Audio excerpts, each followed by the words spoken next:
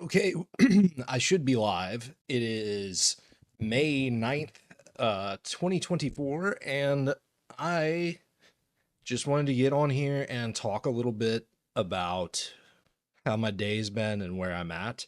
So, I've been participating on Reddit, which is something that I probably should have done a long time ago. Um, I was using Reddit all the way back in like 20, 11, 12, but I never really made an account and started posting on it a ton. But I would like read Reddit threads. I got a lot of news from there and things like that, right? And then over the years, I used it as like a search engine, but I never really made an account um, and started posting. So I feel pretty good about that because you can get responses immediately. I'm even suspicious because it sounds like such a Reddit thing to do that people hook up LLMs. It seems like, I mean, Reddit just had their IPO, as I understand it, and you could hook up an LLM to respond to your users so that you keep engagement numbers high, right? So if you have, I'm dropping frames, it says 4.4%. Um, that's not good. 229 frames dropped. I wonder what that looks like. But anyways, you could have a large language model, aka an AI or a chat GPT, as everybody keeps on using words. I think LLM is like the best. We should move away from saying AI just to be like AI is like a science fiction thing. LLMs are science. You know what I mean? Um, Large language models, you give it a huge reference of data and it makes associations and all that stuff. But calling it artificial intelligence, I don't know. I mean, I think it's a marketing term, it's a sci-fi term, it's the kind of thing that gets people excited, but demystifying it and understanding it for what it actually is more interesting, more accurate. Anyways, Reddit's pretty good. Reddit, I joined like a workplace hell or something like that, Discord, and a couple meet new people dis Reddits that also had a Discord, and I joined those. So I talked to people from both of those Reddits like over Discord. Um, it's interesting. I talked to a girl who has been unemployed for like 2 years with an electrical engineering degree. And there was another guy in that same conversation that I talked to who was like 25. He was like a fintech guy that he was, he was such very much a dude, bro. He was kind of like a frat guy. It's like talking to a frat guy. His parents have some sort of business, which is like a consultancy or something like that. I don't even know what he said. Um, So he was talking about getting into investment banking and making a point to message hiring managers. Like basically there's no point from the way he was saying is never he was saying literally, he's speaking in a lot of absolutes. He was saying never apply directly to a company through the job listing unless you've already talked to somebody. Just don't do it. And I kind of understand that perspective. It's also one though that like I don't know, he seemed like he lived in what he was Canadian. He lived in Toronto. Um, so yeah, like taking advice from an unemployed person who speaks in absolutes, like saying things like never apply to a job unless you know people. Maybe not the bet is maybe not entirely true, but there's a point to be made. He's probably right. You probably have much more success getting high paid, and particularly like getting like mid range roles, applying to a bunch of jobs and then taking the best opportunity that you can find, kind of spray and pray, is a decent approach. But if you're trying to target a specific industry and a really high paying job, then yeah, you're probably much more likely to make a break into something that pays, like a quarter million a year, so stuff like that. There are a lot of jobs like that. There are a lot of um, there's a lot of money available on the market. It's only a matter of getting in connection with the right people at the right time in the right way. So yeah, I'm gonna work more on that. I am going to take that approach. I have heard that a lot, but it's difficult to just like cold call people, and I feel like you need something to point to that like defines you as an individual. You know what I mean? You need to have some online presence, like a community or like, I, you know what I mean? It's easy to look at certain people and know like, oh, okay, I can see immediately when I watch somebody's YouTube who they are, um, depending it, for a certain type of YouTuber. But for a lot of these other people, such as myself, you haven't you've done some work, but you haven't clearly defined a body of work that you can point to and immediately get recognition for, right? Um, so I am going to work on like a portfolio more. Try to get a couple of projects and things like that. I'm going to work on scheduling. It's been years since I tried using a calendar to like schedule my entire day, and gonna try to get into the habit of using a daily planner again. Um, haven't been doing that really since school. COVID really like kicked that out of me. Um, because all of a sudden my school classes were like all remote in 2020. Anyways, um, I talked to those people. Then there was also another guy that joined that call afterwards who was kind of saying like, don't listen to that one Canadian guy saying all that stuff. It's not true. You can cold apply and blah, blah, blah. I don't know. He was a character. And who else? In the Meet People subreddit, I talked to this like 30-year-old Russian woman, who she claimed to be. Sounded like a 30-year-old Russian woman. And it was a fun conversation. She's got like a degree in some kind of law or something like that. And then she lived in Moscow, is what she said. Who knows? That could be like, I don't know. It's probably just like a normal person. There are probably a lot of like people like that out there. You can imagine that living in like a block style apartment. Like I've watched NFKRZ, no fuckers, no fuckers, whatever you, I don't know how you're supposed to pronounce that. But yeah, he has a pretty good channel. I've watched him over the years. He's done tours of Russian blocks, and he talks about the difference between, certain Russian cities and sort of class divides within Russia, um, internal political things within Russia, such as Navalny dying and the Russian, government's uh, possession. Yeah, they had him captured as a political dissident, um, and the special military operation and all these other sort of things. So I have some insight into like Russian real estate and the Russian economy and the sort of like behavioral proclivities of Russians.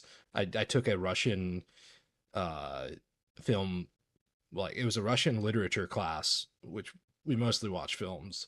Um, and that was during the time where Vladimir Putin dissolved the parliament. So I had a Russian teacher who was this like, you middle-aged Russian woman. Whenever Vladimir Putin dissolved parliament, I remember talking to her about that, and then right after that, classes went remote. That was during COVID, so it was an interesting subject to hear about. I have some background. I also took like a class where we read this book called The New Tsar, which Vladimir Putin is essentially acting himself as a czar, and it's alleged that his father on his deathbed, I believe was like, he said something like that, is like, oh, I think he died like around the time that Vladimir Putin initially got, uh when Gorbachev kind of like were, I feel like I'm like blanking on the name, and that may not even be correct. That's what I would initially say. Who was Yeltsin? It's been a while. But anyways, Glasnost and all that stuff. Whenever the authority basically got handed over to Putin, and he was kind of like, one of the first leaders. It went from communism and Vladimir Putin is like the top uh assistant. You know, he's like the number two person to alleged democracy, and Vladimir Putin is the president slash prime minister. So, yeah, his dad considered him as the new czar, and then, yeah, as we see here with dissolving in the parliament to rewrite rules surrounding how many terms an individual can carry. You know, after having already done the president prime minister shuffle, because I believe they had a rule that like you couldn't serve like consecutively. You know, they don't have like a hard limit. It's just like you can only serve like so many terms in a row. I'm not even sure. You know, it's kind of like Chavez and Maduro. Like the Hugo Chavez and Nicolas Maduro story is very interesting. What I find in particularly interesting is there's one point when everybody was so pissed off at Chavez that they literally like stormed the presidential palace in Venezuela and demanded that he abdicate, advocate, uh, abdicate. And he did, but he handed it over to Nicolas Maduro. And then literally like 2 or 3 days later, or like 24 hours later, however long it was, no more than that. It was like within 3 days. It may have even been the next day. Uh, he was back in power. He just had like Nicolas Maduro just like reappointed him. They like redrafted a constitution, that kind of stuff. So yeah, it was nice talking to her. She played video games and stuff like that. And she just seemed, uh, you know, genuinely bored and interested, for what it's worth. So it's nice to be able to have the opportunity to like talk to new people and meet people no matter who they are or to what degree that like I actually get involved with them. I had tried like chat roulette, which was like not it. Like, you know what I mean? I met some random um I talked to a few interesting people on there, but most of them were really weird. You know what I mean? Mostly really weird people on chat roulette. Uh there was this Egyptian lawyer. He may have been trying to like scam me or something. He may not even have been a lawyer, but he was kind of interesting. And talking to that Egyptian lawyer guy, he was like, you know, he's probably trying to scam me. He made mention of like how cheap it is to travel to Egypt and stuff like that, and like how it's you can make so much money by just like bringing iPhones into third world countries. But he's right. He's really fucking right. If you have like let's say you have like 10 grand, okay, and you buy iPhones in like the United States, and then you buy a plane ticket. So you buy like 8 iPhones and a round trip plane ticket to a random country where import restrictions are, and you know, and all this other stuff are just like absurd. You can go there, sell everything at like a 25 to 30% markup, pay for the entire trip, pocket some cash, probably more than you would make at a regular job, and then fly back. So he does very much have a point there, because iPhones, in especially like the really good ones, like really good cell phones and stuff like that. Now, here's the complicated part. If you're traveling with physical wealth on you like that, and you're trying to pawn those at a shop or something, it is slightly dangerous. You know what I mean? Somebody could like jump you and try to take your phones or whatever, or the dealer could, you know, try to abuse their local privileges, you know, such as like call the cops, you know, like lie, do something, you know, beat you up, take the phones. You know, you don't have, uh, you know, you are incurring an amount of risk in that. Um, so yeah, that was one guy I talked to on chat roulette, and then the other guy who I really like, I talked to a couple of like Eastern Europeans and like people in like Asia, like Malaysia. I don't remember where that. He was in the Philippines. Uh, so Eastern Europeans and like East Asians and stuff like that, Indians. Um, Talked to a couple dozen people on there. And then like all of the Americans and like Westerners were always like they were like drunk and high, and like, you know, they would have like body piercings and tattoos, or they'd be like really like strange characters, you know what I mean? Just like like just behave very oddly, um, saying weird stuff and things like that. So, and but then the other guy that I met a Libyan teenager. He was like 16 years old or something like that, and we talked about like life in anime and what it's like to live in Libya at that age. And he's uh I don't know. It was a relatively interesting conversation. I talked with him like two times after that. I've got him like on Discord. Part of me doesn't really like trust that guy for whatever reason, because his stuff, like, I don't know, it's just strange. Um, I don't trust the whole chat roulette thing. I could easily see that I probably, giving anybody any amount of uh, audio or video data of yourself these days is opening yourself up to some sort of manipulation, right? Because you can take that data, feed it into an AI database, and then create, digital content, which kind of, you know, uses you. You could feed this data into an LLM, and then my personality will in part be part of that LLM. If you listen to some of these radical, like, thought leader, thinker, speaker types out there, you know, there's a concept surrounding artificial intelligence and um, the potential of chirogenic consciousness transfer type. The question. Think about like Star Trek, and you ever hear about how teleportation. They could dematerialize you and then reassemble you somewhere else.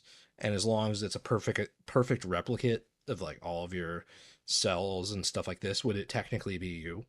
Like if science was so advanced that they could like scan you, analyze you, everything down to like every cellular component of your person, and then create a new version of it from whatever proteins, some way they synthesize this thing, would it be you if it were identical? um and uh you know the most artistic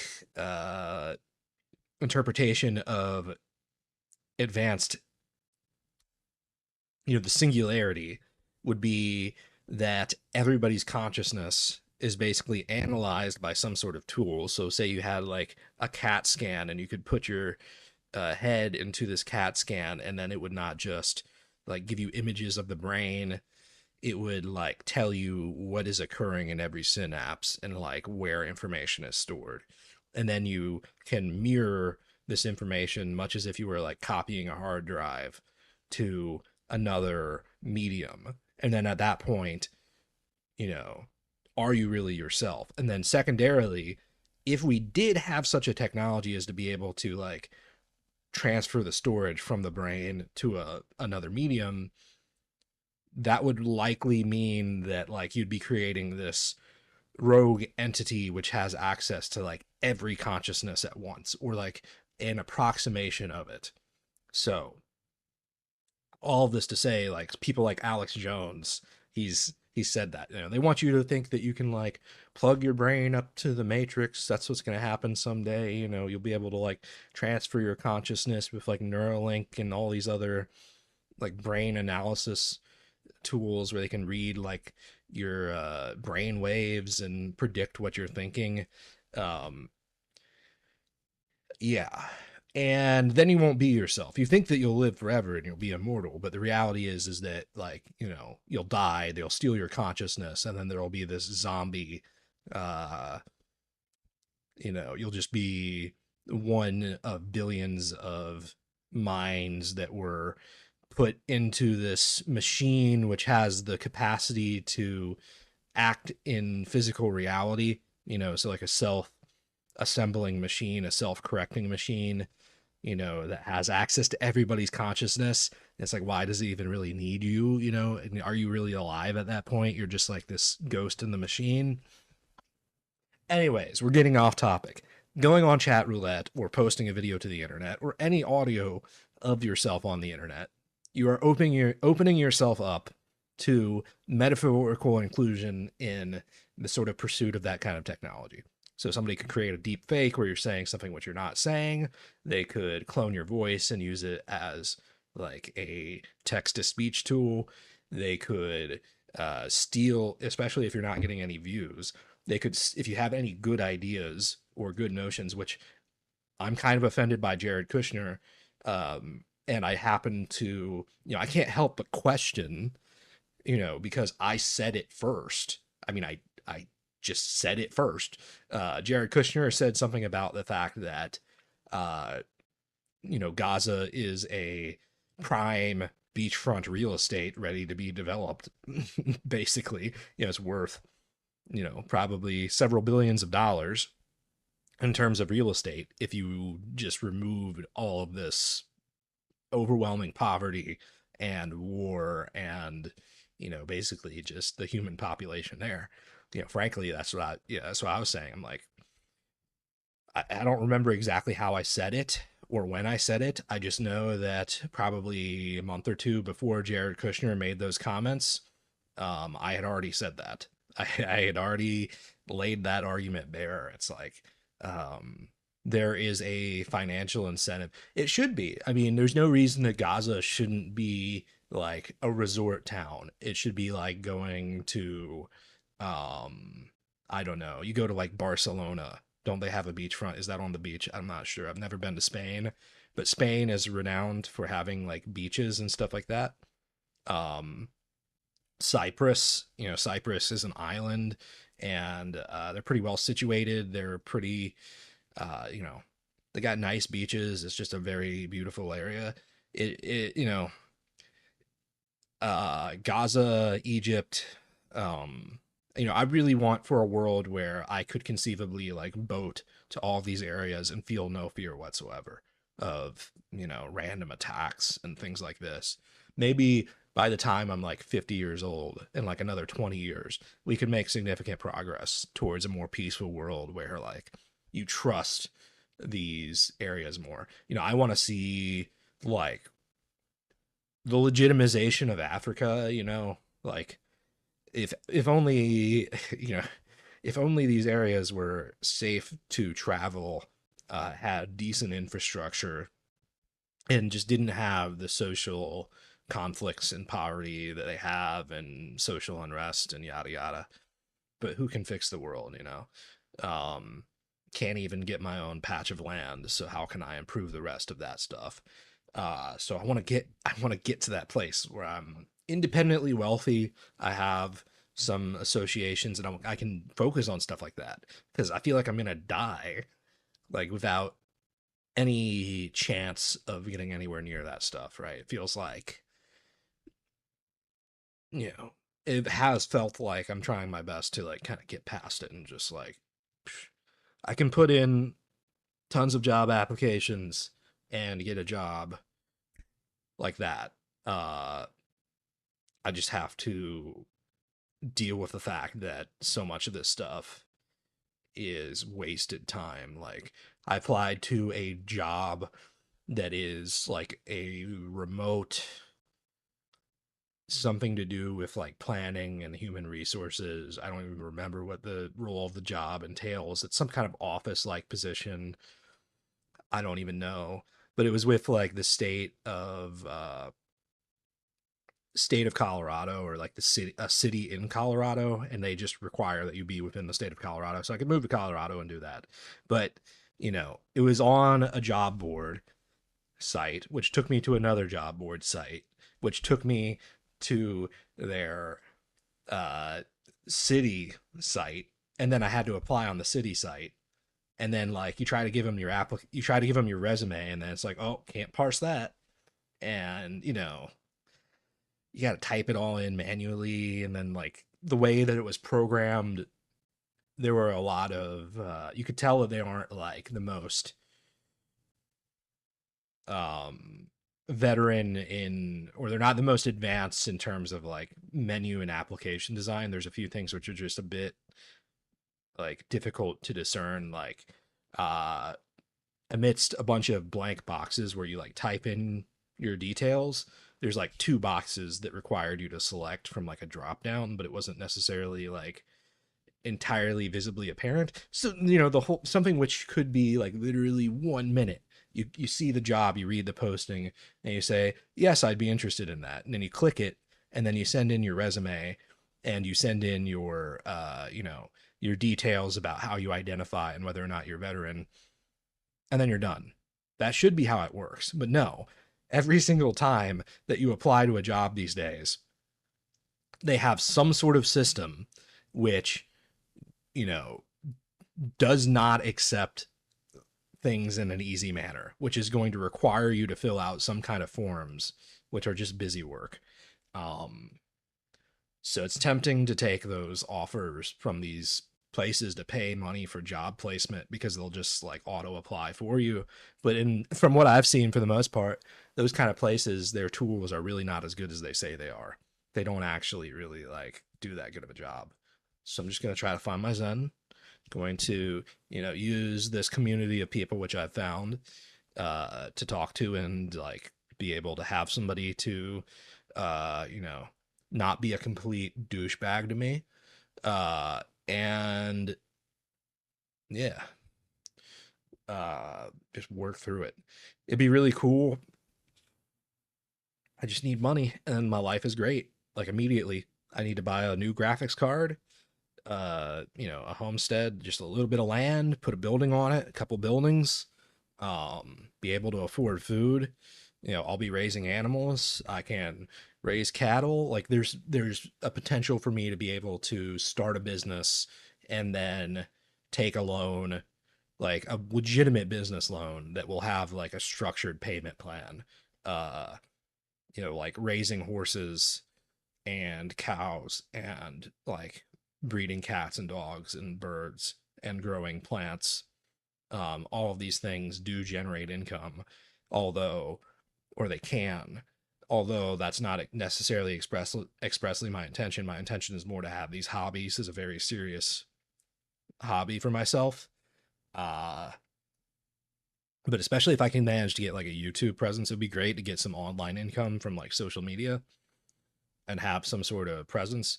Um, do all of that at the same time, and then I can go out there and meet people, eventually probably start a family, and just live my life. I just feel like I need to have incredible economic security before I like do that kind of stuff. Um, and then in the immediate term, if I just had money, like I need to buy a graphics card. I really need to buy a graphics card. I'm about to play WoW here, coming up on 30 minutes in the stream. And yeah, I'm really upset that I just don't quite have, like, I have a really good computer otherwise. I have let's bring up Task Manager here.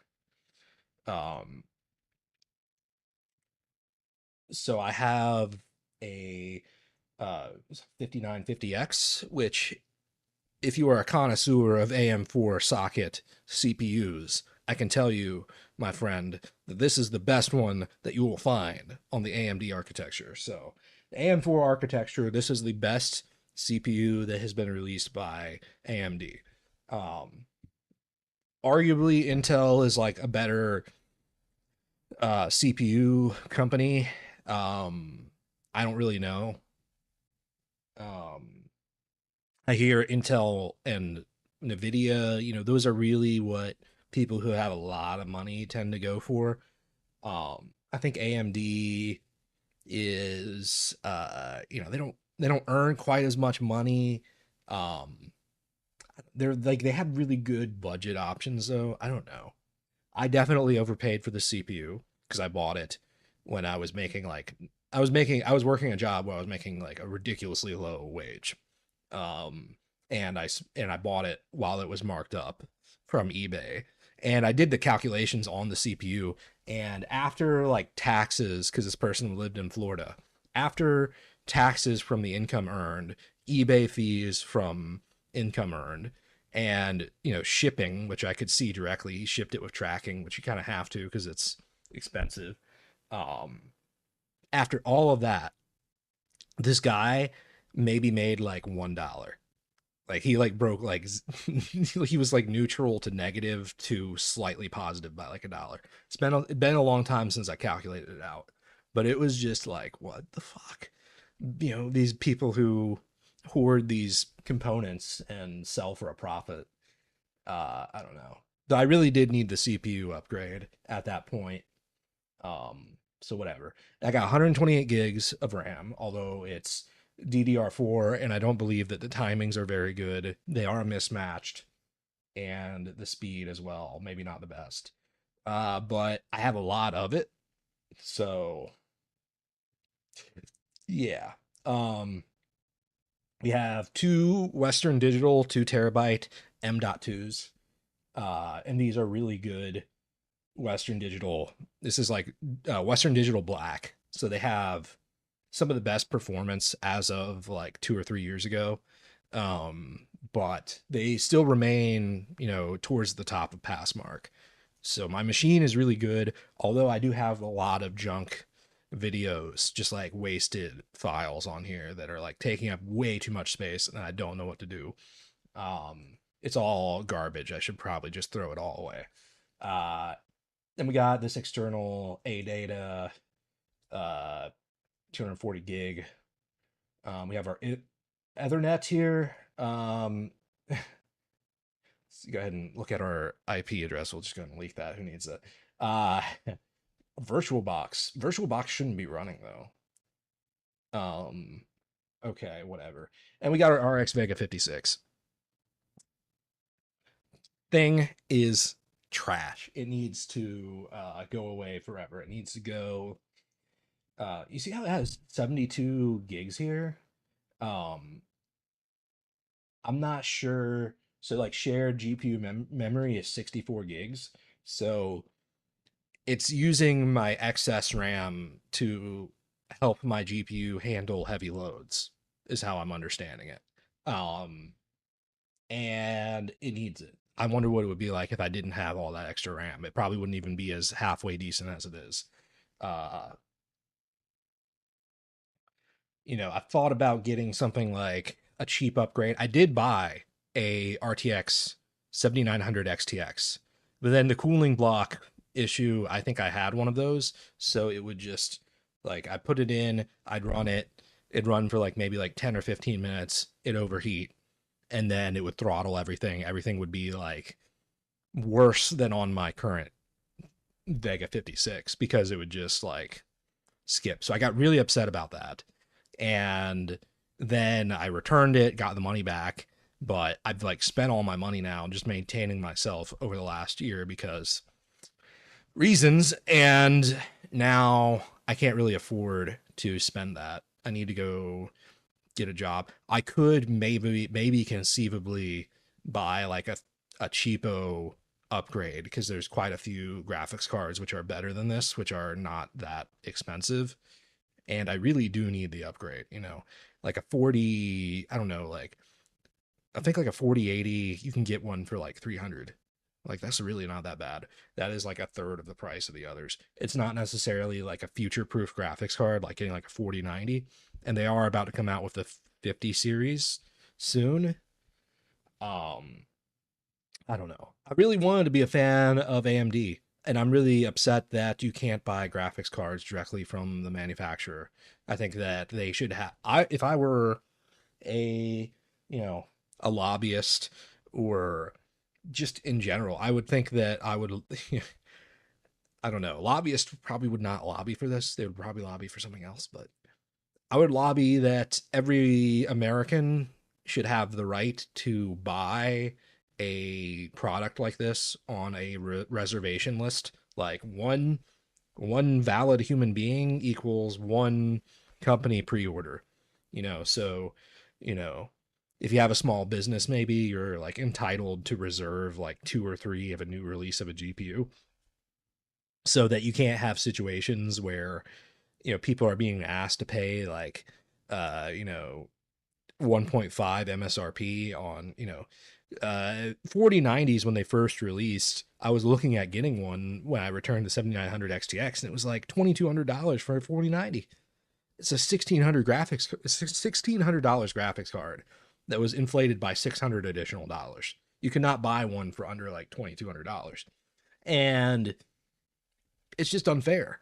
I think that if they're, if they're going to list them on websites, if they're going to, have them up on NVIDIA and AMD websites, then they can't just sell them on a huge pallet to the highest bidder. They have to take into account these people who are getting middleman, because it's like a banana republic. They intercept the shipment and then charge a fee just to take delivery. And nobody is in favor of highway robbers. That's not capitalism. That's something else. That is, that is guerrilla tactics. That's the kind of stuff that they do in third world countries, right? That's not free market economics. That's not just making a business. That is predatory middleman extortion, saying, I'm going to buy every one of these on the market and then force you to buy them at an increased rate. No, that's not okay. Like, by all means, sell pallets of GPUs to customers who want to buy pallets of GPUs. If you're a manufacturer of GPUs, that's what you do. But you don't exclude the massive consumer base that is like literally every human being at this point, right? Everybody is using a GPU of some sort or another, right? And that's about all I got to say about that. I need money. I need work. And I really would like to make a world where people seeking employment have far more rights than they presently do. I think that we should have some sort of like legislative. I would go, even if it didn't happen, right? It would put pressure on these companies to make changes. But I would lobby for, Congress, the Senate, to pass some sort of bill where anybody listing a job for, employing United States citizens, anybody listing anything on a job board that hires US citizens, like, must have a simple apply process. Like, literally, here's the resume and shut the fuck up. Like, there should be like a single, like, you could make a cryptographic identity token. People have talked about those in a number of different scams, but basically the essence is that you could verify that you like have a social, who you are, things like that. If you give somebody the correct information, you could either give it to them without exposing your identity, and it could verify that you are an individual, like that you are a real human, right? So you could use it as like a masked like verification. It verifies that the government has verified that your identity is real without telling the third party everything there is to know about you. Or you could have it as a verification, like for an employer, and then you could give them some key that allow them to not just verify that you are a real person, but verify certain things about you, such as, in this instance, your protected category information, because every website asks you that, and it's just tiring. Like, what is your ethnicity? Are you, are you Latino? Like, are you a protected veteran, or have you ever been disabled? What is your sexuality? What the fuck is the point of all of this stuff on an application? And the government mandates that. They mandate that you answer these questions whenever you apply to a job. And it's one of the worst parts about applying to a job, because you can never just like save your answers and, answer it once. Like, okay, that makes sense. But then you have to imagine that people who are applying to jobs are applying to hundreds of jobs just to get considered for one. So like maybe even like 1,000 jobs is 2,000 jobs is a realistic amount of applications that somebody might have to put in order to get placed at a decent job. And that would mean that 2,000 separate times the government is legally mandating that you like self-identify all of these personal details, which the employer is not even allowed to use as like a metric for employment consideration, and everything else, right? So it's stupid. If the government can mandate that this exists, they can mandate that something which actually fucking accomplishes the intended goal exists, right? Yeah, I mean, I would if I were emperor, I would say like everything has to be easy apply. You cannot ask for anything from anybody other than like a PDF or Word document. It's like you're literally like not allowed to.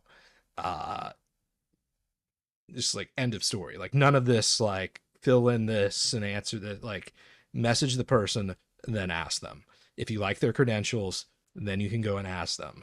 Like there's no need to ask up front all this irrelevant information, which is just wasting tens of, just like across, if there's one unemployed person and they're putting in applications and it's taking them, weeks, months in order to put in these applications, and they're spending hours a day or every other day or every couple days or whatever, right? Every week they put in a couple hours or more doing this stuff. You're wasting so much effective like work hours of the economy just on the simple fact that the application process is bad for all these different companies, right?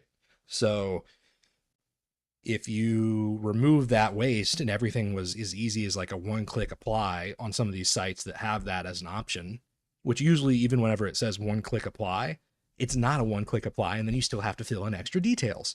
But if it really were one-click apply, you could just go through and click on all this stuff, and it would be simple, right? It would be much easier to place people in jobs. There would be significantly lower barriers to entering jobs. Um, so that's what I think needs to be done.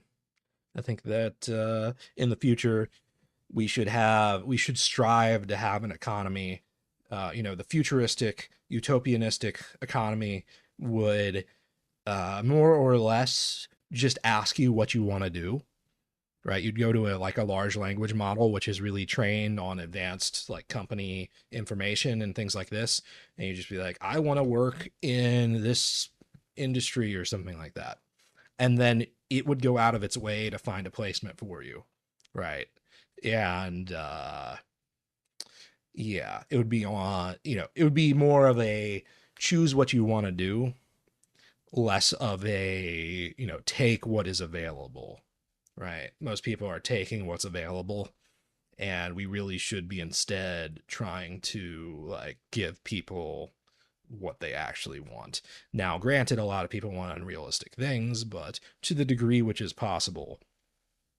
Um, in particular, I don't know. There are a lot of people who, I don't know. I don't know, man. And some of these jobs, some people say they're fake. I'm just gonna say it. Like, would you really? Is there like in the future? Let's say that we run out of like relevant work, just like in earnest. There's too many people trying to get like office jobs or something like that. Just give somebody like a fake job where they think they're doing something but they're not. Like a recruiter that only recruits from like a fake website that you set up with fake people. You know, it's like they think that they set up like a ton of different people with jobs, but they're really just like AIs that are trained for conversation. And it's like, yes, that would be great. Oh yeah, I could start whatever. Like, thank you so much for helping me. Like, you know, I mean, seriously, you could create a number of things like that. That'd be interesting for like a reality show. You could create a reality show. You could have a segment where you set up a company, and then all you do, like, it would be a recruiting company, and then you hire people to be recruiters, and then you give them some sort of website that has like candidate information or something, and then everything is just like fake people, and then you just trick them with your large language model, and then they think that they just employed like a bunch of different people, and then like after like a year of them working the job or whatever, you just go up to them and it's like, hey, did you know that everything you did was not real? Like none of those people existed. That would be very interesting. Okay, so I think I've had my fun with this monologue, and I guess I'm gonna play a little bit of WoW here to make this an official gaming stream on the official gaming channel. Um, I really need a new GPU. Look at my poor GPU. I have such good specs otherwise, but my GPU is terrible. And my monitor is very good too. I paid way too much money for this thing. Um, when I was working my previous job, I was making more money than I ever really have, and I felt pretty good about that. I was, working from home, making good money. Didn't feel so great about certain aspects of the job, but whatever. We have some nice stuff, and I don't want to sell it. I could pawn all my stuff. You start to think like maybe I should be like trying to make bigger moves and things. I don't know. I could go get I could go travel outside of the country right now if I wanted to. Like I have enough money to go like take a trip.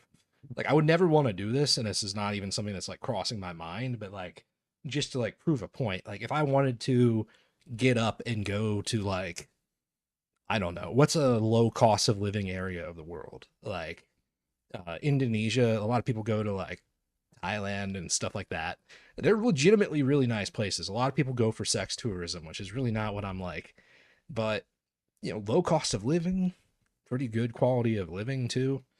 Um, I mean, I could just straight up like get a passport, get on a plane, go over there and live for like a year and have like a whole year to go find work and live on my own money.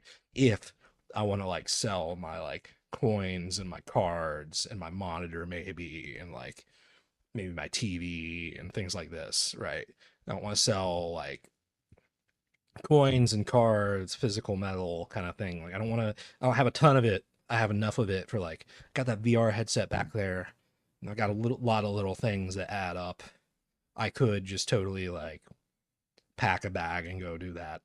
Vegetable Police, somebody who I watch pretty often, he did that for a couple of years. He was living in, I think he's living in Thailand, and he had a pretty interesting life there for the most part. Not very eventful. You just kind of like chill by the pool, be on the internet, do things on YouTube, eat some fresh fruit. They have a lot of fresh fruit there. That's what I imagine, like coconut. He was doing like a frugivore, like fasting thing where all he did was drink fruit juice and eat fruits, and then he started eating high chicken, which is just like absurd. I can hardly I believe that he actually ate that stuff, but like you would think that they would lie and they were just doing it for attention or something. I don't even know. High chicken is literally whenever you take like raw chicken and you just like leave it in a cabinet. Instead of putting it in a fridge, you just let it grow bacteria and then you eat it raw.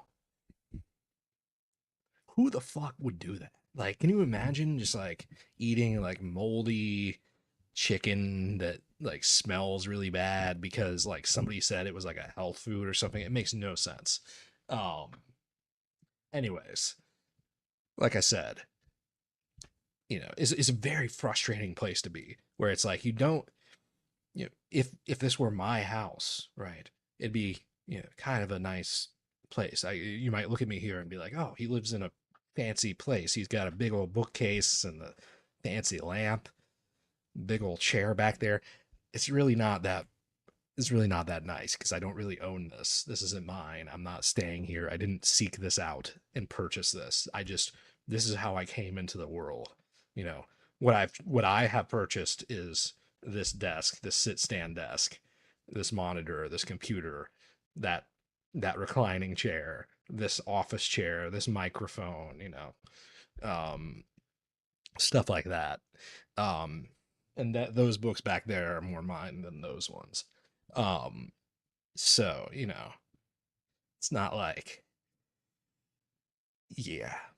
Uh, okay. So, moving on. Let's play some World of Warcraft. Let's get into this thing.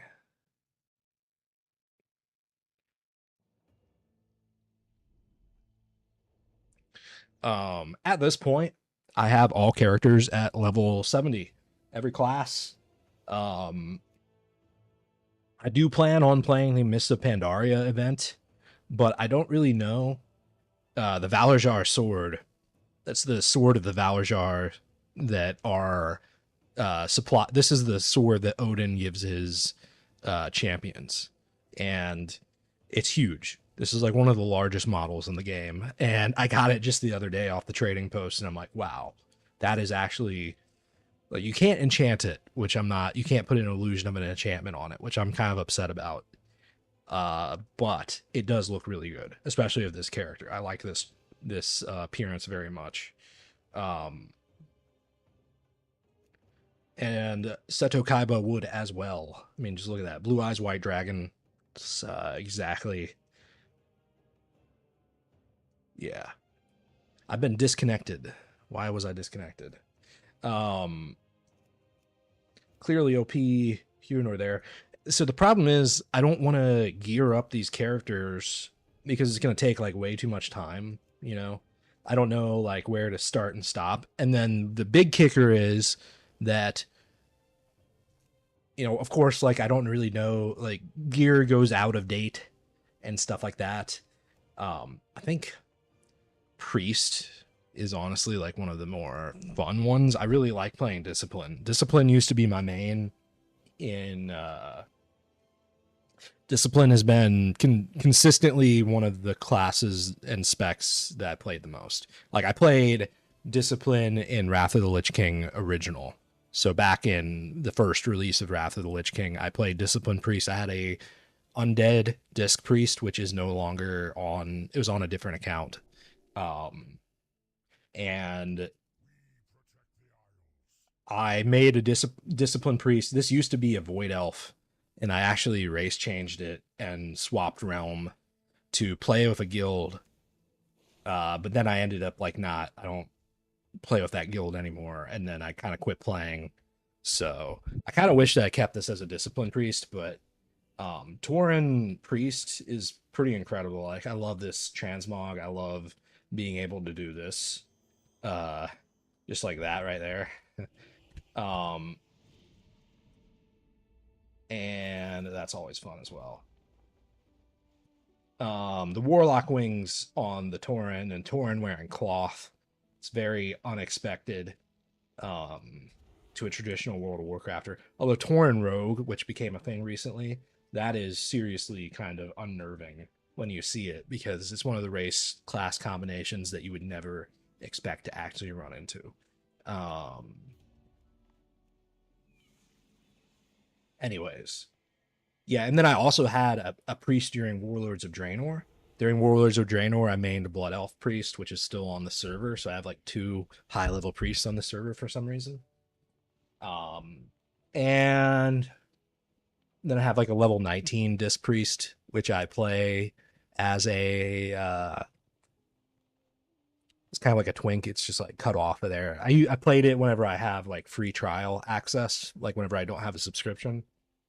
It can be fun to just get on and like level a character to like 19 or 20. And you can do low level battlegrounds without a subscription.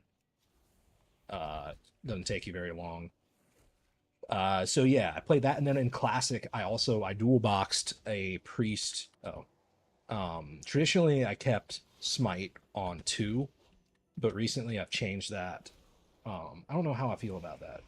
I also don't know how I feel about flash heal. I could switch these 2. That might be like more appropriate.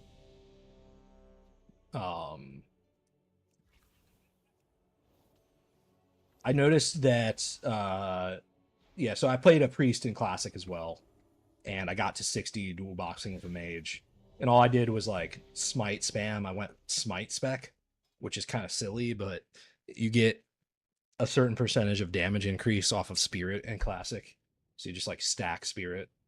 um all I do is like smite and frostbolt. Anyways, so I played a priest in classic as well, and then this guy. Pretty sure I raided. See what did I raid as a priest? I raided. I did like all of the dungeons. I did Crucible of Storms and the Eternal Palace and a little bit of the Battle of Dazar'alor. I played these 3 as a priest as well as a demon hunter. I really played these as demon hunter. Well, I played Crucible of Storms and Dazalore as priest for the most part, and then Eternal Palace. I think I mostly just played demon hunter. Although I think I also did play priest. I don't remember. It's been so long. Um, and Warlords of Draenor, I did High Maul. I didn't really do Black. I did Blackrock Foundry a little bit, but not much. And I didn't really play Hellfire. Legion, I just didn't really raid, to be honest. Like I did raid a little bit. Like I did this as current content. I did AOTC on Tomb of Sargeras. but it was like really tortured and like nobody was very like I was pugging it with random people and nobody was really paying attention. Anyways, I need to go. I think that I think they all trigger GCD. There's totemic recall though. So yeah, you can't macro multiple totems because they all trigger a GCD now. Um, but totemic recall, yeah, yeah. All right, so we are here to heal people.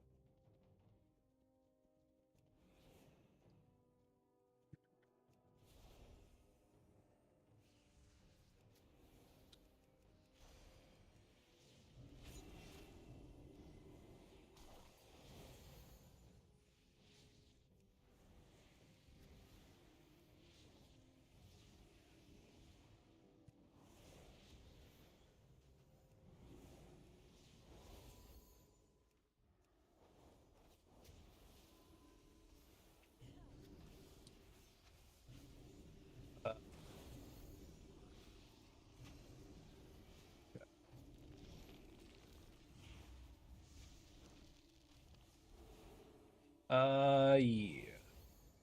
Okay. Denizen of the Dream.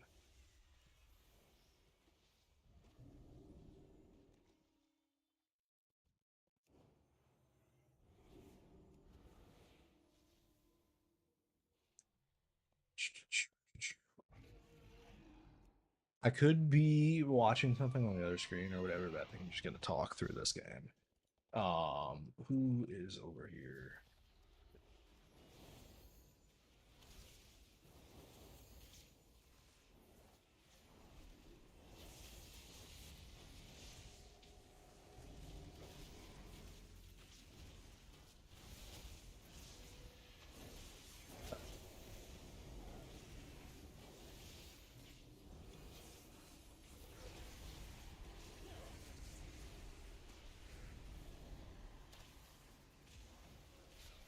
Oh, I fucked up. This damn Lua air.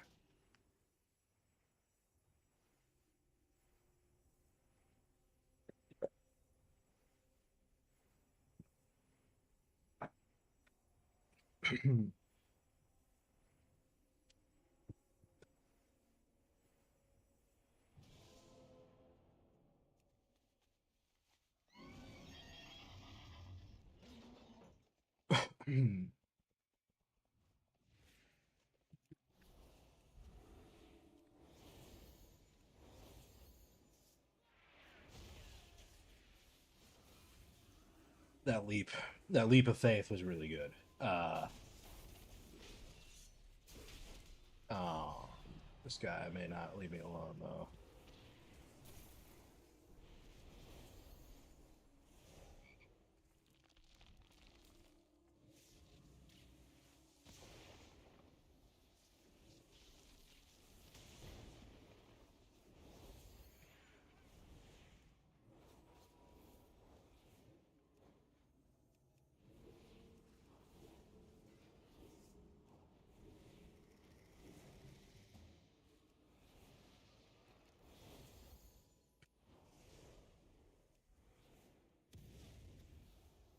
Okay, we should be able to get this guy down there.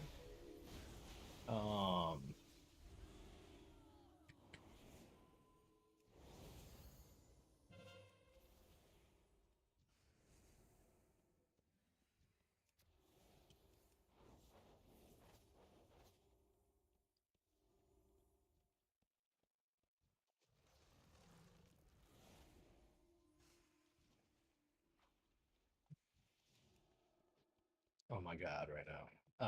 I guess just mount.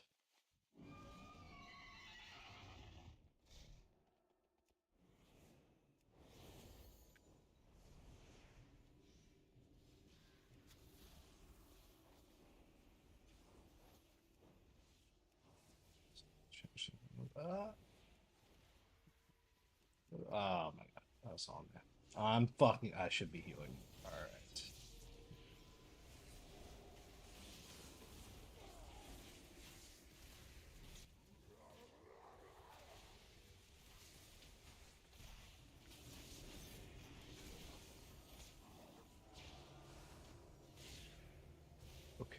remember I had ultimate menace now.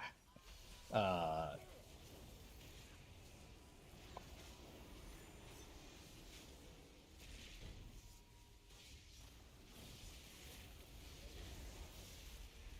oh my god.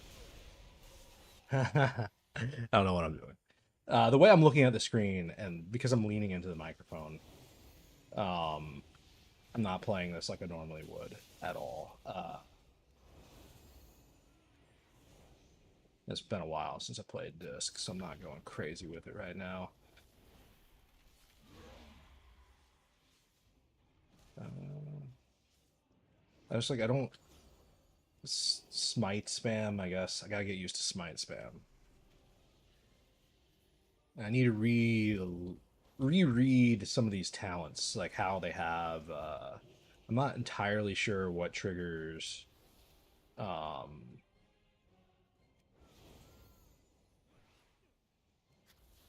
what's it called? Haunt? It's not haunt. It's something else.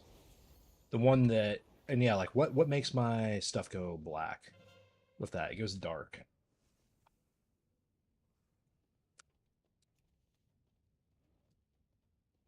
What's the one ability that they used to have? It has the same thumbnail where it increases the damage that you deal to them for a period of time. It used to be like 45-second cooldown.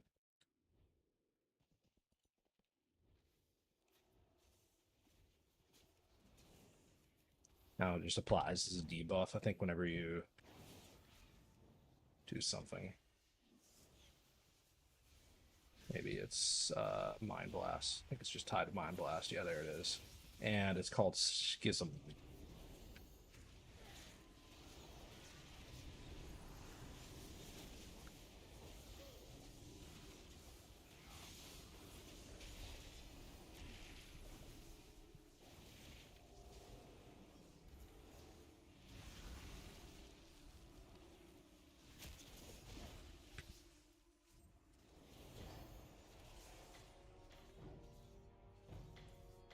So let's see here.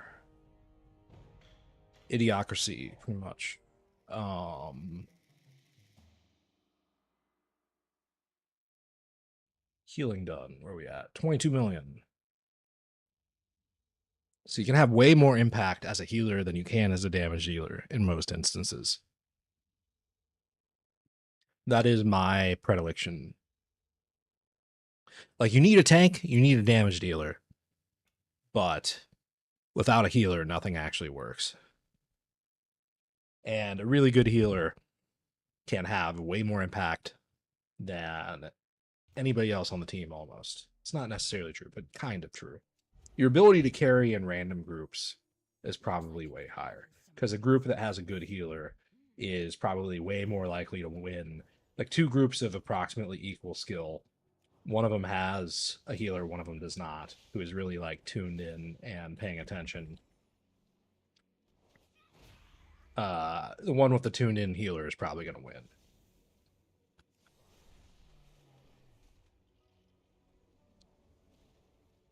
A lot of people don't want to heal because they see it as like a feminine thing where, it's like the girls play the healers, it's like a support role. Guys want to get in there and do damage and all this other stuff, but it's just toxic and stupid, and healing is actually like really fun. And you're way stronger as a healer than you are as a damage dealer or a tank in a lot of circumstances, especially in the modern game. Especially in the modern game.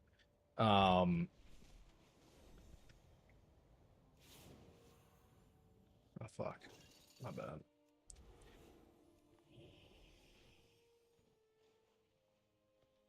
I wish it would be really nice if there was a way to make it so that abilities don't dismount you. That like there was an option in an interface where it would just make it such that whenever you're dragon riding, if you hit a random ability on accident, it won't dismount you. It requires you to like repress the mount command. That'd be pretty nice. And every time I wanted to dismount, I'd just go like that. Because that's what happened earlier. I don't see this war chest. As soon as I spawned back into the world, there was like a war Is that it? That's it over there. Okay. Uh,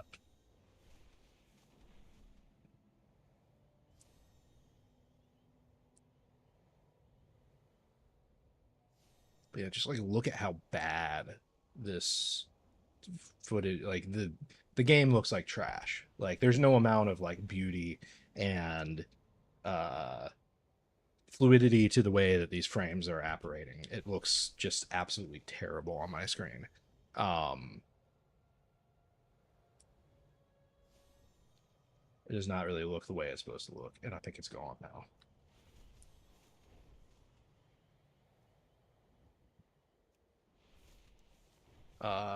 Okay. Well, wait for this to pop. I could do the. I'm pretty sure that this is the start of this expansion's thing. I'm pretty, and also this because I played the Emerald Dragon campaign before, just let you skip it. So I guess I'm gonna skip all that campaign from the previous patch. I wonder if there's something in this patch as well that lets you skip. I could play Demon Hunter or Windwalker. That'd probably be my preferred class to play through the campaign. They're just like way faster than everything else. Let's go to this. When you use Chandra's scouting report, the Coalition of Flames chapter will be completed for you, and you will not be able to do it again on this character. Are you sure you want to continue? Yes.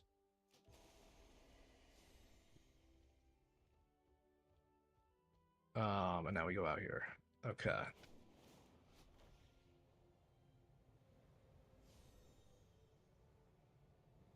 See, World of Warcraft, it teaches you a lot of stuff. It teaches you to, type on like in time pressure sensitive situations. Sometimes you need to be like, hey, there's an enemy over there, or like, don't do this thing, or we're going to like, you know, wipe, and you got to say it in the middle of combat. It's like you're in a battleground, you're like rogue, you got to say it really quickly. Uh, but so that teaches you that. It teaches you, you know, market economics because it's actually kind of difficult to pay for consumables and enchantments and gems and gear and stuff like that. And it teaches you to, you know, navigate with a map and pay attention to context clues. It teaches you accountability, because people will not, want to play with you if you're not doing well at the game. It teaches you in some ways how to participate at like a job because you have to like show up and raid on a schedule with a group of people, and there's like there's delegated roles and performance metrics that you have to meet and stuff like that. And then there's a whole application process to joining like serious raiding guilds. So it teaches you time management because you're constantly trying to get the most done as possible in the shortest time as possible. Kind of how you define winning in World of Warcraft is accomplishing things very quickly. Uh,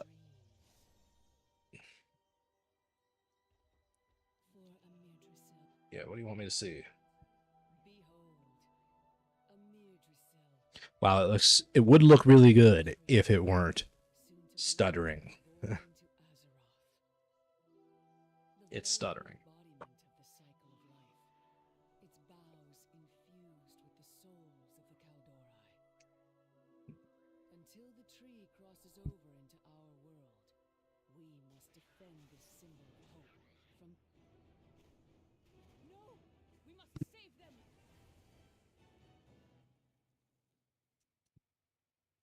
So yeah. I mean, I heard about GPS coordinates probably before I played WoW. Like I was familiar with the, GPS system on like a scientific level from probably like I can remember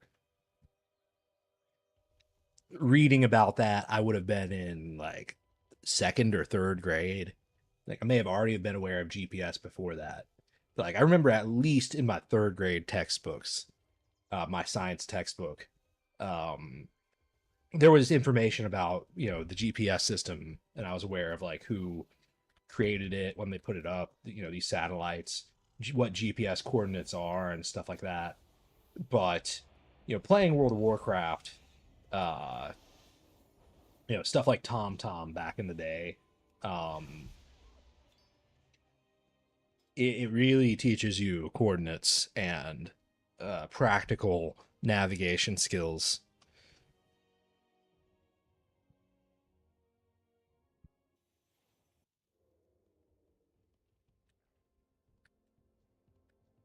Some, some.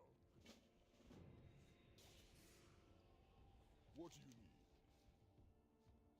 May your blades never dull. Be safe. Let's look at these names. Uh, Gigasham, Kayamit, Rocket Fizz.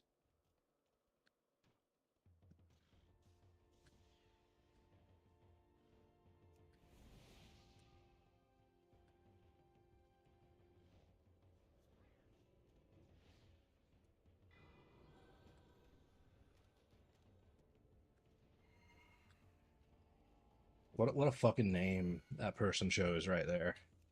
Uh, that one too.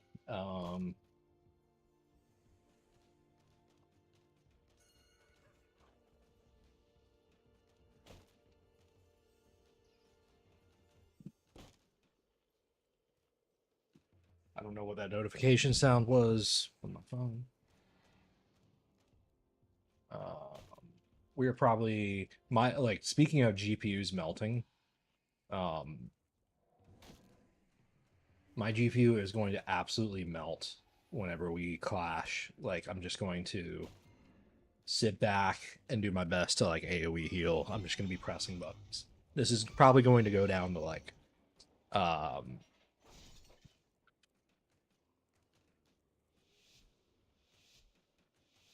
is an awful deal. Buy the non honor ones off AH from uh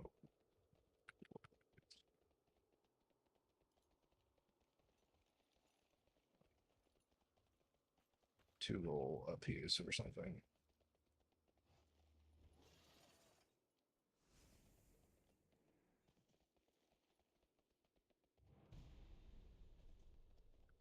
No, they cost PvP time.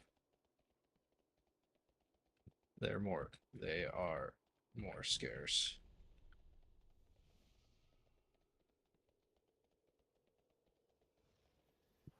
Buy transmogs.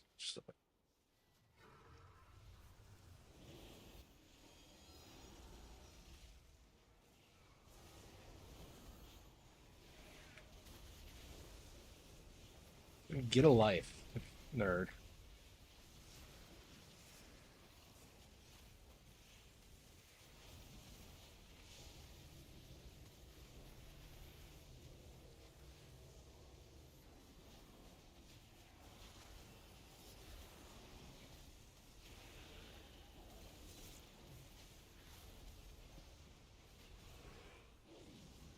We are not doing so hot. We are, in fact, dying spectacularly. And I don't think we are going to come back from this. I have no idea what's going on. Apparently, I was soulstone.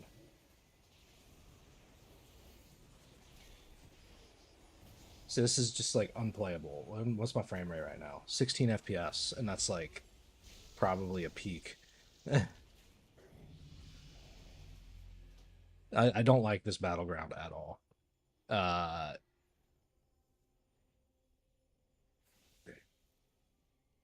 to win this fight, you need a really good like demon hunter tank, is my opinion.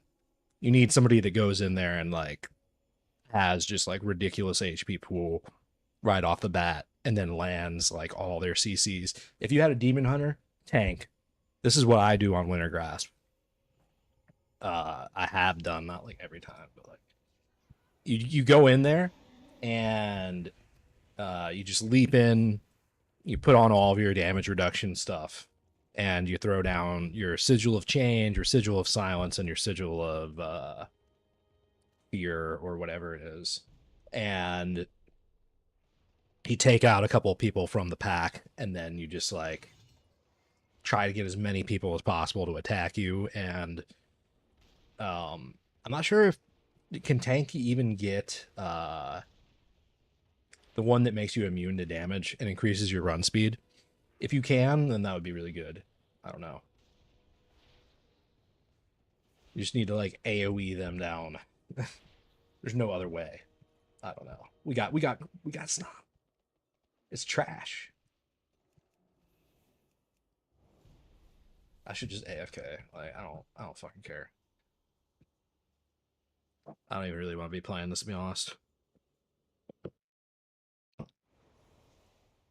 Um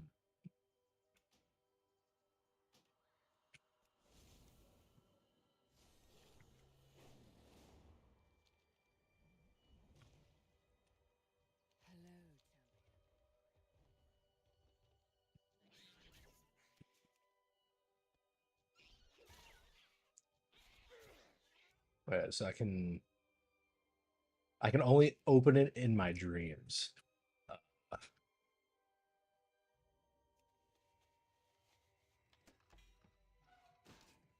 Interesting. Oh wow. Whoa, is this like a thing? Oh, that'd be really cool. If you just like, if it was a zone where you just like, you did this, and then throughout like the entire zone, everything is just a dream. Like this didn't disappear whenever you walk out of the door.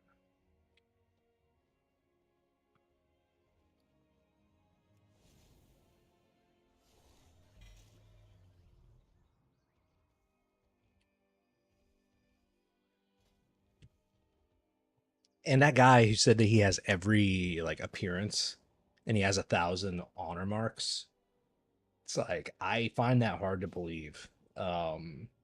Like he probably doesn't have them across like every character, you know.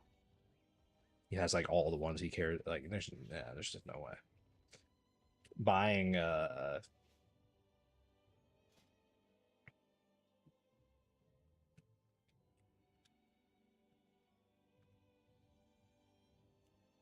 so this is way more easy. It creates 5 of them for like anyways, we logging out. Should we play the fuck? I didn't mean to do that. Should I play the campaign? I don't really want to. I feel like the answer is no. I feel like I should just stop the stream right here.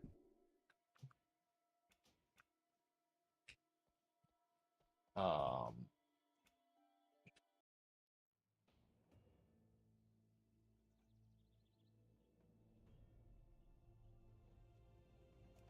I feel like Windwalker is more interesting. Windwalker absolutely slaps.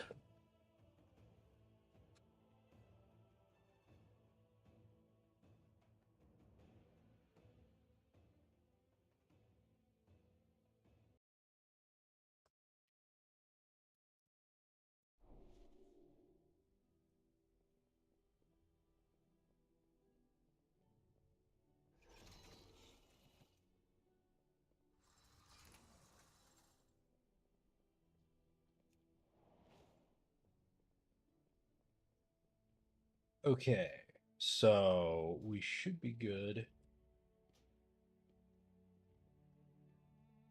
Yes. Um,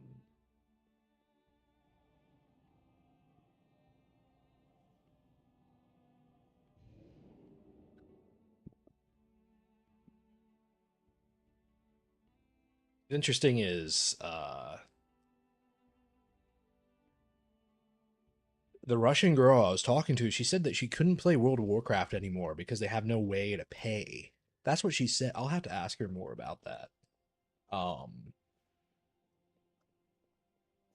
it's like she I don't know if they got rid of the of like the Russian WoW servers, but they made it such that like you can't process a payment for a Russian, and that includes Blizzard. I don't know.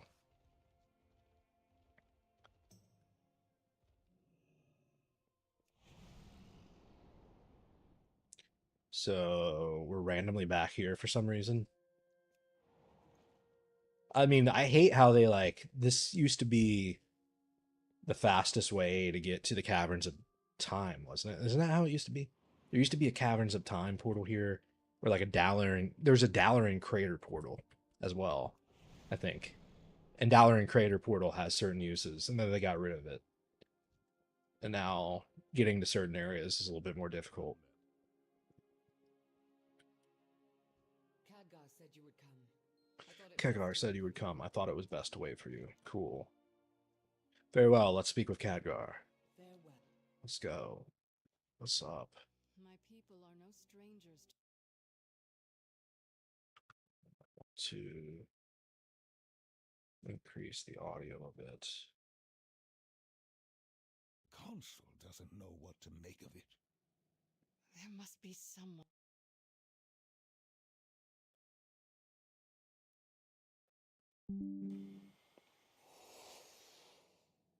Valeria. It's been too long, old friend. Good to see you, Khadgar. I already watched this, and I said whenever I watch this, I can skip it, but then here I am watching it. Like nothing happens. They're just like, "Yo, what's up?" I'm glad you're Harbinger. The slash bringing hash slinging, crashing, slasher, the Harbinger. So Be mindful of your duty.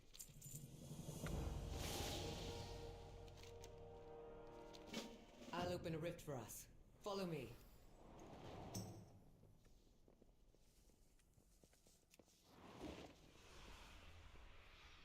What news? Head through when you're ready.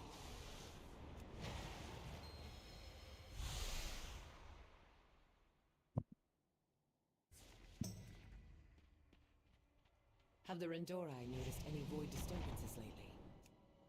Aim. We have. The Riftwalkers just returned from their. wow, so we're in the Void Elf area that like Light nobody is not the uses. only- There's something else. Yeah, I kind of want to fight this guy. Seen all across He'll probably kick my ass, but I kind of want to fight him anyways. the radiant sun.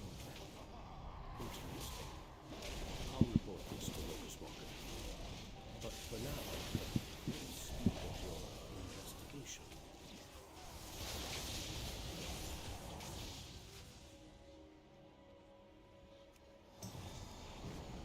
Well, he like entered that thing or whatever. I have no idea what happened. There we go.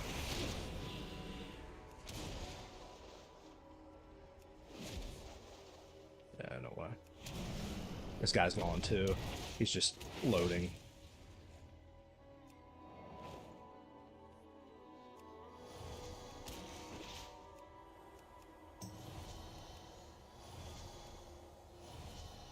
Wait, is that a guy? No, it's a different one. He's weaker. He has way less health. Man, they're all disappearing in this thing. It's not fair. I was wondering like what they were gonna do with this area because they didn't do anything with it. It's literally just like a RP place for Void Elves, which is arguably I think my favorite race. I think that's the best race in the game. Void Elves have a like look at that.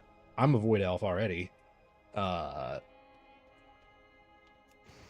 what the Void Elf racial is. I mean, how good is that? Like, who else can do that? And then the biggest thing about a Void Elf is they don't suffer pushback. Like, they don't suffer pushback on spellcast. That is a ridiculous racial that is slept on just incredibly. There are so many different caster classes, like Mage and Warlock. You know, they have abilities which literally make it so that you don't take pushback. And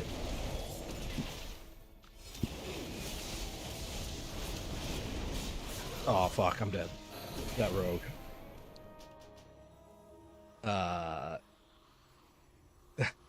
What?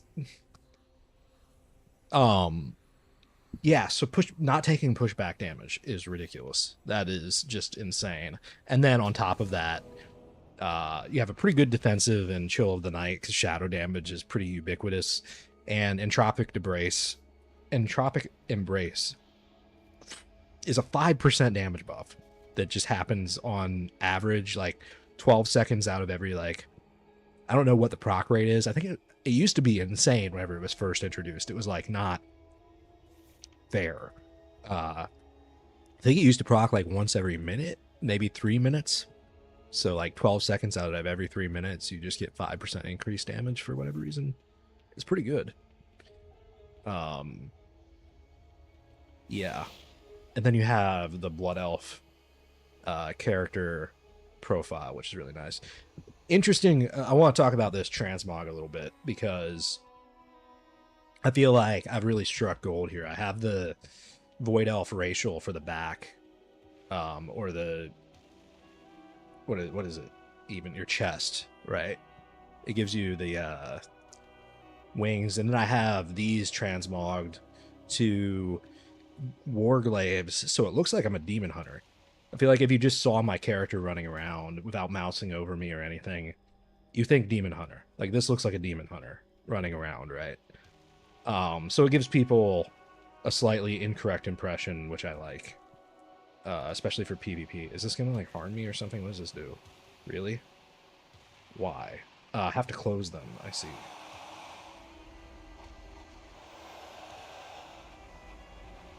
Okay, I've got a...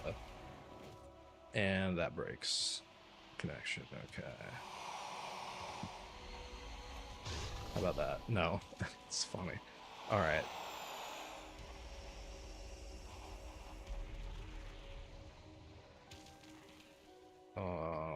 Cool.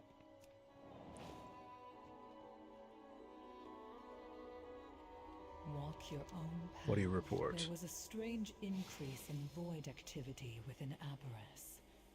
We're still unsure what caused the surge.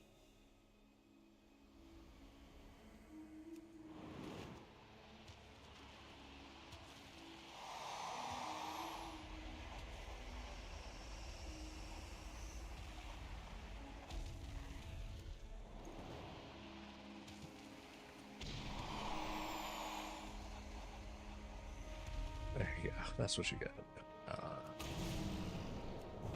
Question everything. I investigated void incursions along the southern coast. But any sign of battle had Fuck, I hit the wrong when button. I arrived. Seems like a dead end. Ah! What's this dude doing? Shouldn't have done that, but oh well. He got me!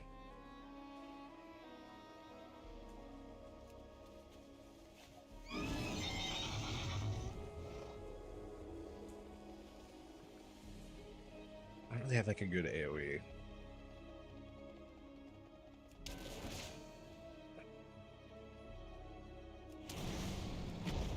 No doorways have opened. Not much to report, I'm afraid. There he is, damn I it. sensed activity to the north of the continent. Oh, this guy's totally bad at The this. trail went cold near Zulamar. He put on his PvP gear, I think. Yeah, I don't have my trinket now because I wasted it.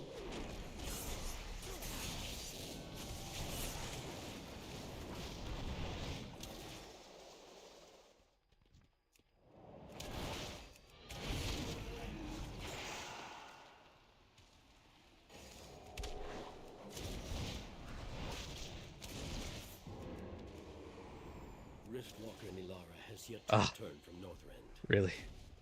I think this DK is about to intervene. Fuck. This is annoying. I'm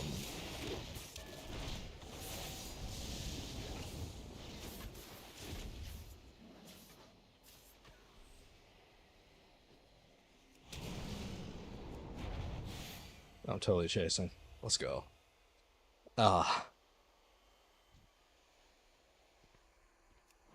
Where you at though? There you go.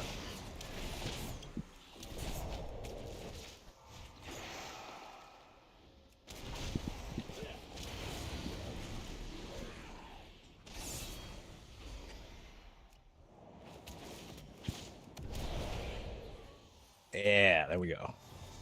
That's what's up.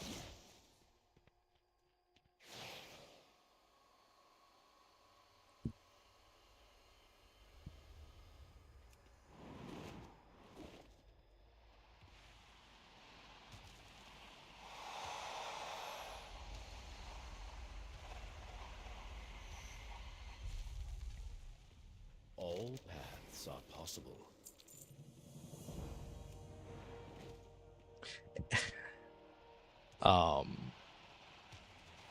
What was I gonna say? I was gonna say something. It's gonna make note of Lucky Horseshoe and just like random items like that. There's so many weird, Not fear it. obscure items that you can have in this game. The Riftwalker's absence. Could it be I wonder, like, if you got every random ability that gives you some, you could just have like 50 random buffs like that that mean nothing. All the Lucky Horseshoe means is that you have a Lucky Horseshoe in your inventory. And it does absolutely nothing. And also, I just fell. Okay, it doesn't matter. Greetings. The shadows can be an ally if controlled. What are the Dark Heart's origins? Dragonblight is in the grave of Galakron, a primal dragon who you know from Hearthstone, and otherwise would not know who the fuck that is. Galakron's power is he aligned himself with the infinite dragonflight and traveled to the point of time right after the primal dragon had been slain, and it was then that Yrdican beat a relic of primal Galakron. Oh, so that's like, is that supposed to be? That's what that is. That's interesting. Because there's always been this. Oh, Galakron's Rest. Interesting. I never knew that. That's what those bones are. There's that one area that's like a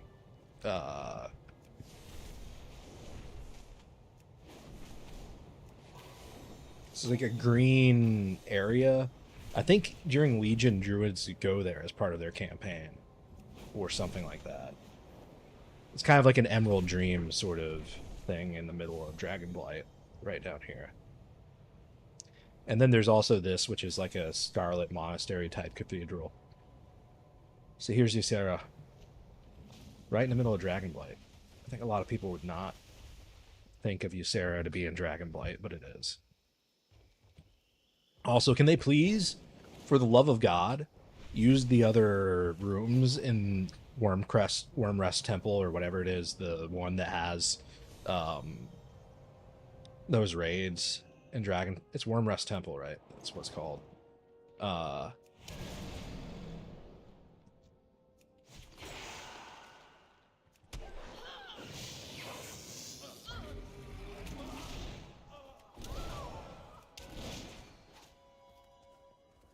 You served your purpose.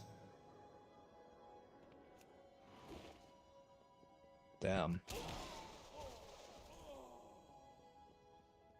Does he like become an enemy? If you live that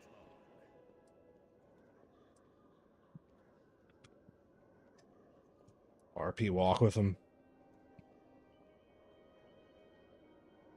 You fools! None may challenge the Brotherhood. Lapdogs, all of you. Yeah, we're going to Ice Crown.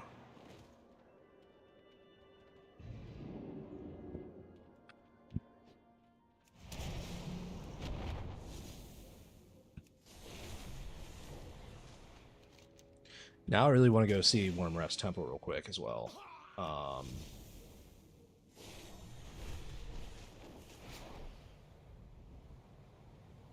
Shouldn't take that long.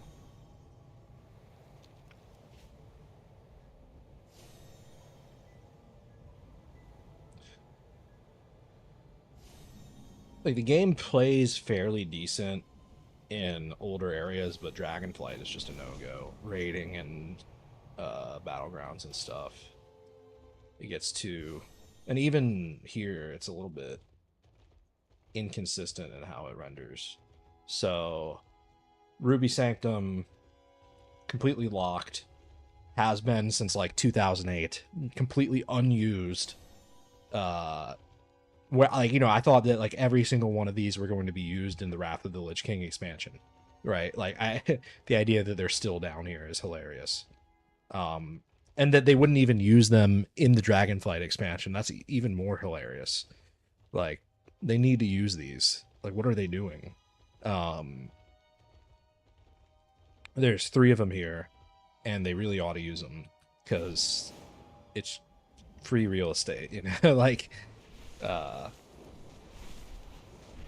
so where is the mission supposed to take me? Back this way.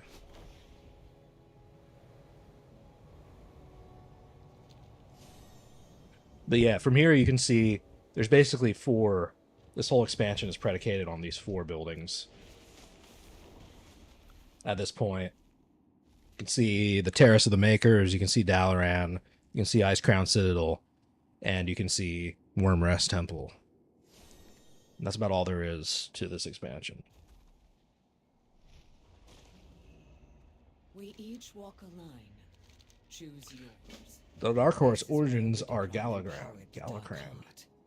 But Galahand, that was millennia Gallagher. ago. Why would there be void activity here? Why now?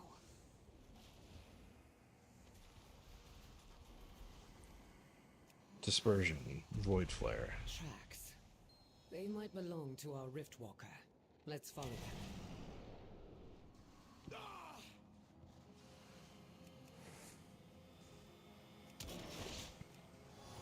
Galakrond was consumed by a never-ending hunger.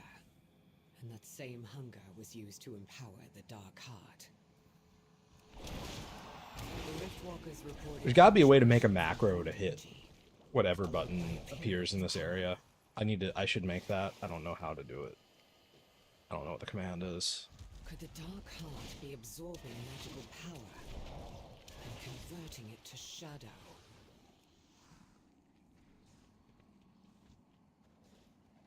These things aren't even scaled.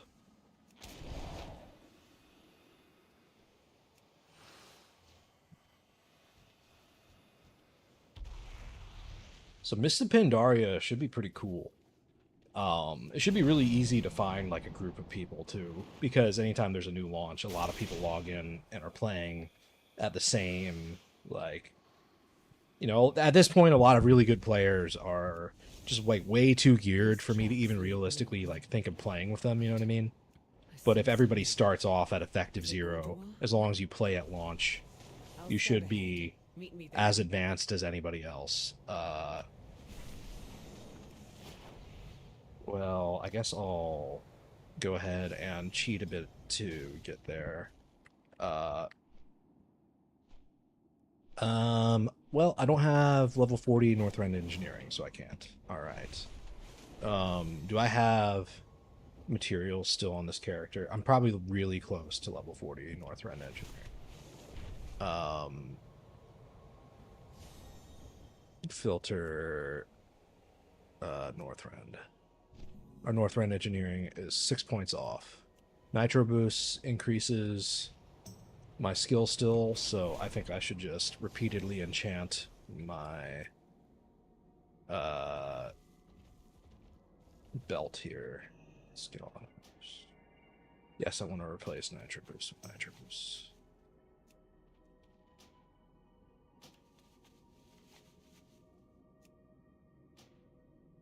We're really not saving time, but we will at least be able to use this teleporter on this character now. Probably losing time more than anything. Yeah, okay. I was worried that it would do that. It stops giving experience at 35. And the rest of this is just too much to ask. Unlearned. Mind amplification dish, 137. Maybe I should just go to Dalaran real quick. It's like literally right there.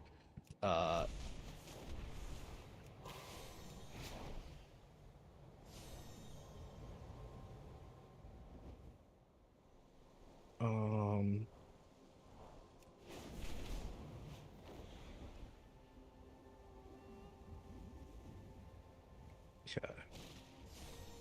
all of this to avoid a few second flight. Go with honor, friend. And then let's open back up Benji. Mine amplification dish.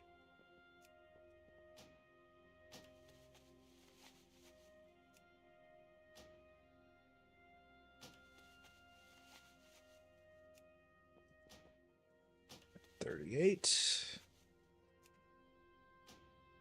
$39. That's a 39.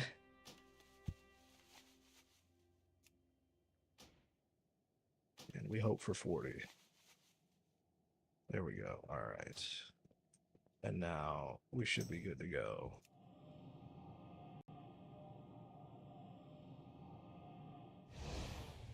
I absolutely hate like profession equipment. I think it is like the worst thing they've ever added to the game. Like I hate it so unbelievably much. It's just like straight up not necessary. And the idea that every time I like craft something, my character's weapon changes, I don't like that. That's stupid. It looks dumb. It's not necessary.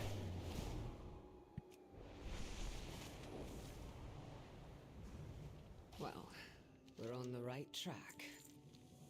It is a good day. So, you finally arrived. My honored Okay. guests. Rifaka, I need to confront. Alright, let's go. 2, 4, 6, 8. Shadows have taken her. Defend yourself. You seek my dark heart. Very well. Come take I it. realized I didn't have chi, otherwise it would have died even quicker. Alright.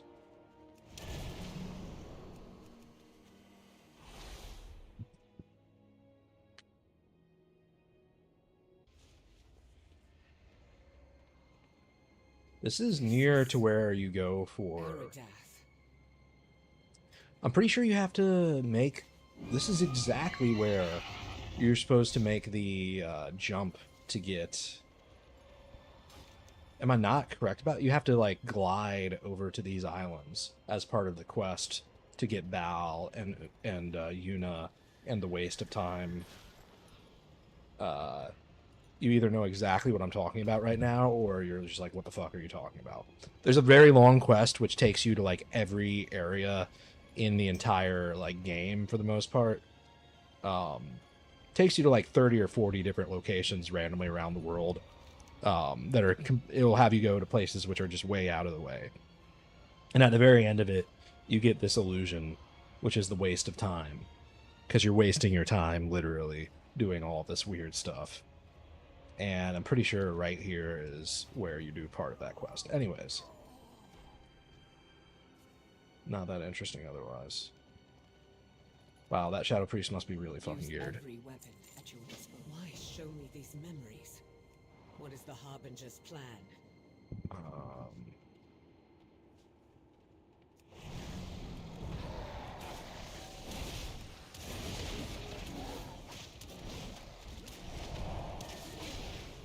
Windwalker is almost like too good. It's like not Greetings.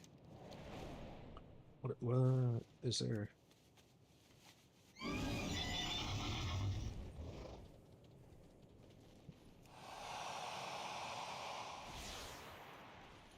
Embracing the void. I don't regret that choice. I left my world, my Amani. son, to protect them. Armani Prada Leaving Gucci. the army of the light was just the same.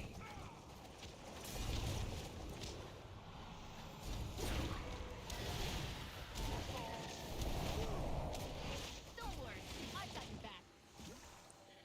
Okay.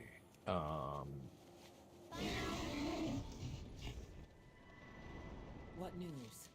See, that's like hold on. That's the son of Illyria. Does Illyria have a dead kid or something? Like, what's up with This that? is the last time I saw my son as a boy. My Arator. Last time I so saw my son as a thankful for boy. that day. Okay. feel like I should bring out Una. Zira helped me to reach out to him.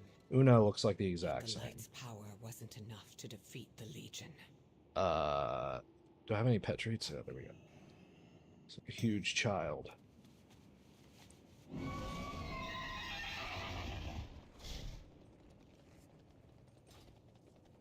What else we got? These people. Rejecting the Yeah, role of Boo's Ranger right. General was not an easy choice. For me or my family. Yet leaving them behind, I failed to protect them. Or at least, to die with them. Use every weapon at your disposal.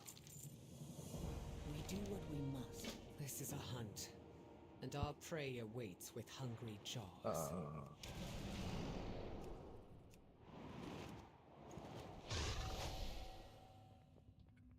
Chronokai Chris. I would rather have died than have you fall to evil. I know. And yet my fate has not changed. Oh, your greatest regret. Let's bring it to life, shall we?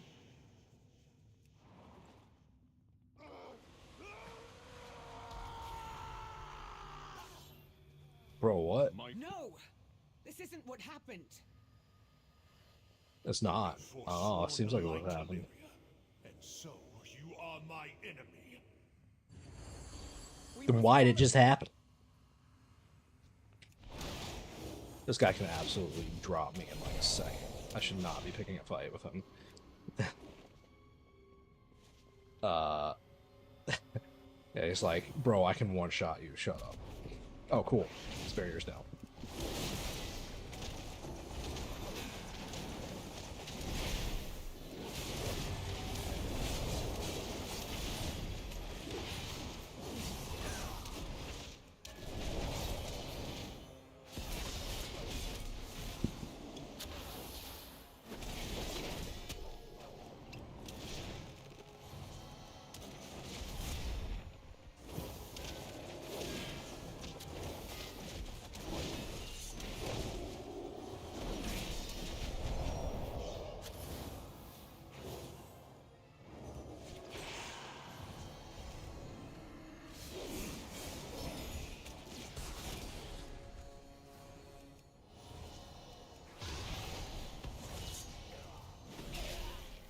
Damn it.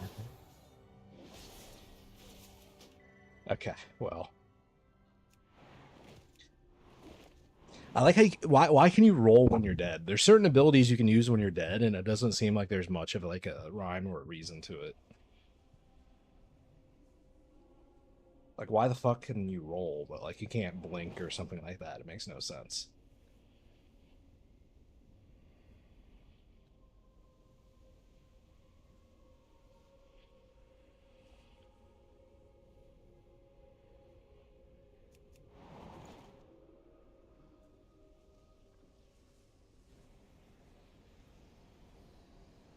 And you can also use like Heartsbane Curse while you're dead.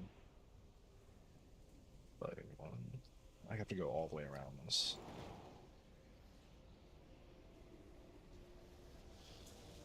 Dude took res sickness. I want to bully the hell out of this guy. He's going the wrong way too. Oh, I can absolutely kill this guy now.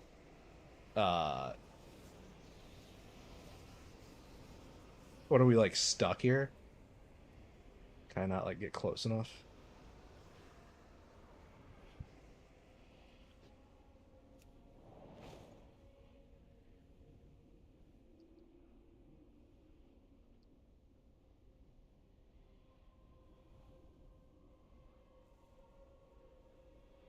Yikes.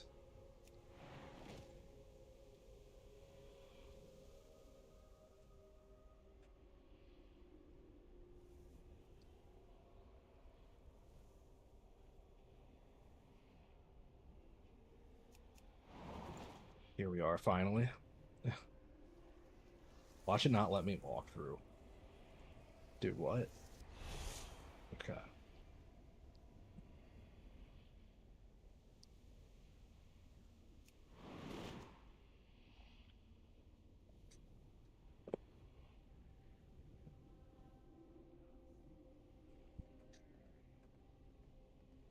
Okay, yeah, we gotta kill this guy.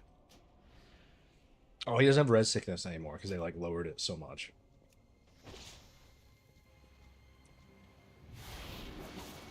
Used to last much longer. Okay. I just gotta click on this. That's all I gotta do. So Trallian allegedly killed Illyria, but she's saying that's not what happened, and we're viewing a memory or something, which was.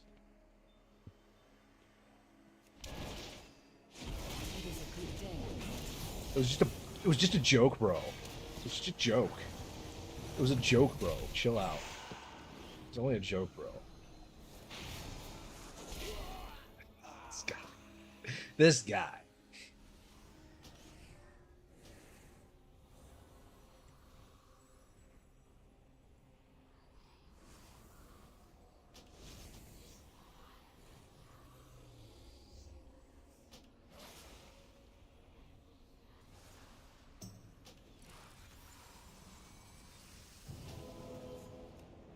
We each walk a line.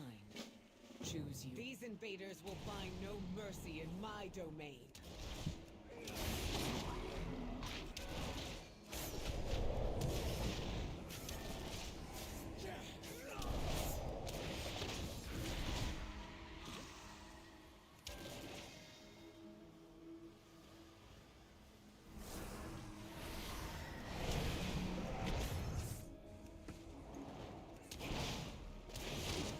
Like how they did not care at all and did not fall.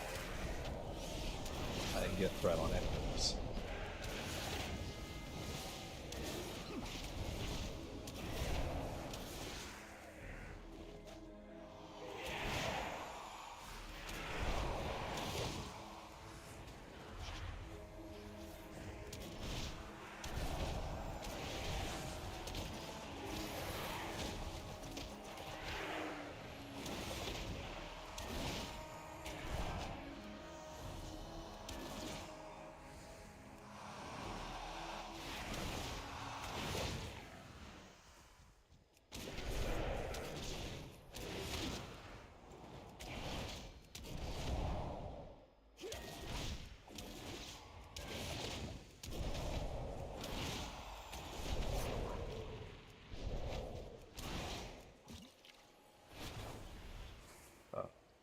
So, have we defended it or have we defended it?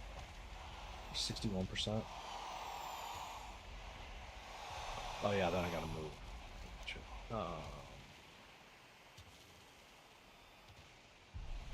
If you get hit, oh, okay.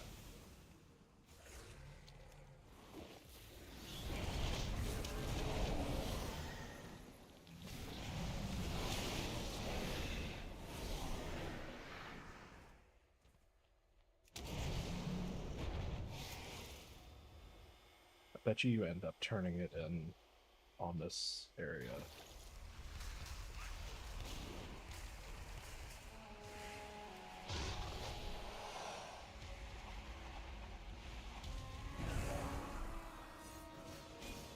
Oh no. Oh no.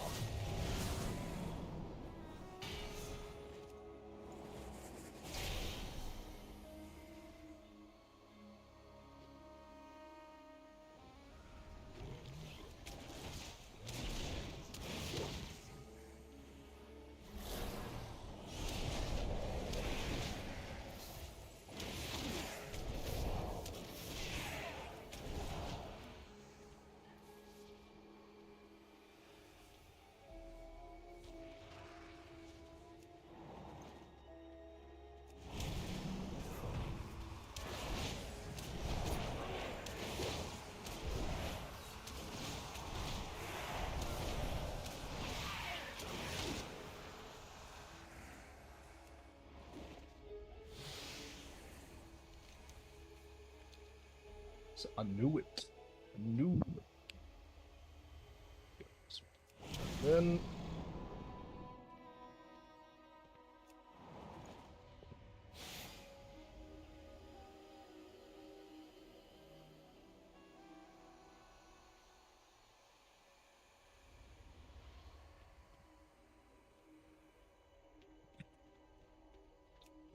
I have mind control on this. Mental combat and with a humanoid. I kind of want to use that. I've never really used it. He's resetting, but I can try to get this guy.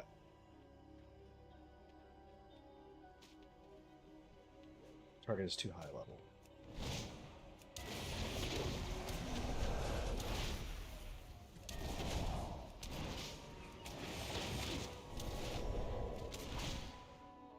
Does it include like a level cap in the tooltip, so I don't know where it stops?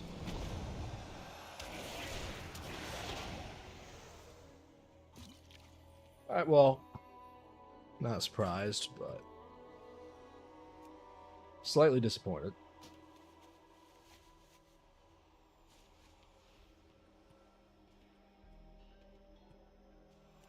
Moly only requires 50. So I might be able to get Moly just doing an amplification device. I don't think so, though.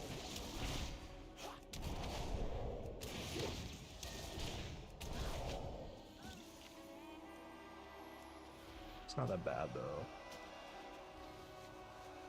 An extra mailbox is pretty big.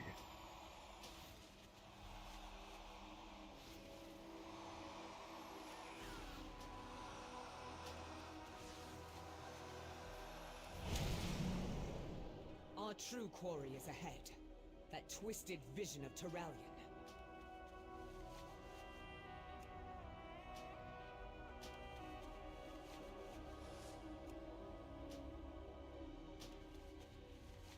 I'm gonna be stuck at 45 anyways, so fuck it. I could do this in the future if I really wanted to, but it's kind of a waste of time right now. I'm not even gonna get the reward of the mailbox.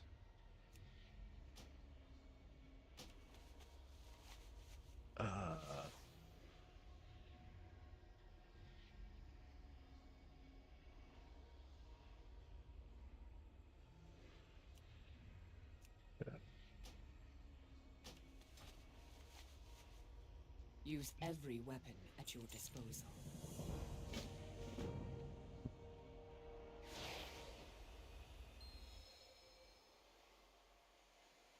Meet me on the Do not Equinox. speak with his Yeah. voice, abomination.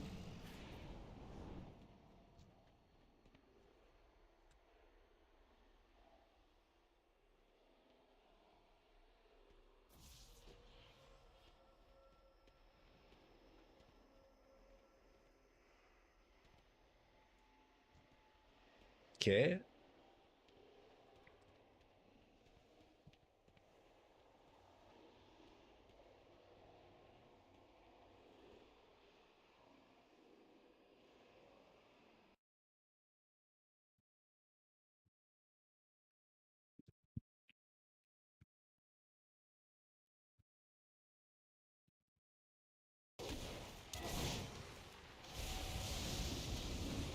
Do not speak with his voice, abomination.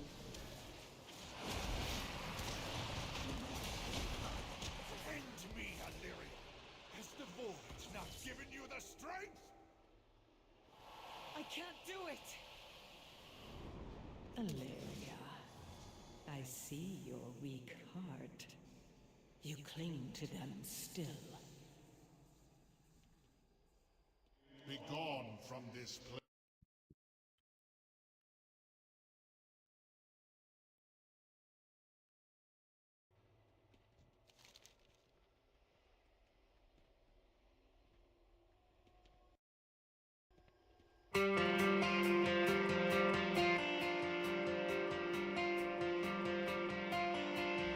Meet me on the equinox, meet me halfway. The sun is perched at its highest peak in the middle of the day. Let me give my love to you, let me take your hand. And as we walk in the dimming light, oh darling, understand. Oh, it's not an item that you have to click. You just get it. Everything ends. That everything ends. What is This is a mace, and this is an offhand. I kind of like that. Oh, that's pretty dope. I'll actually probably use that on some characters.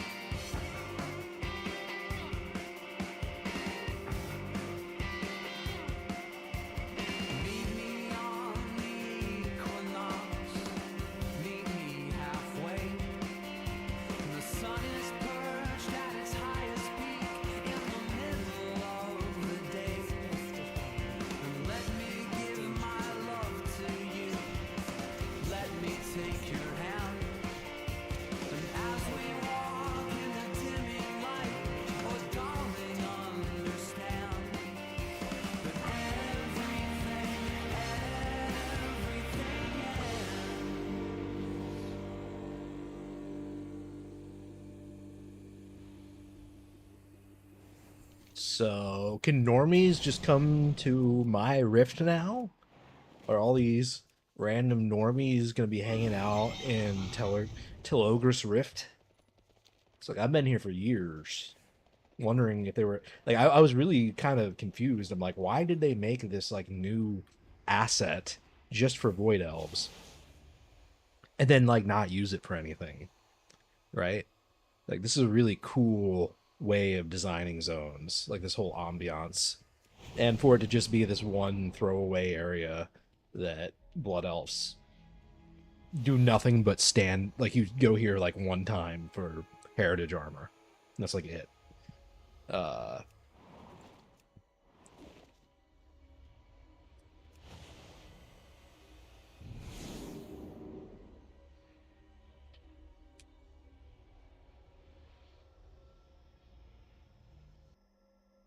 cool.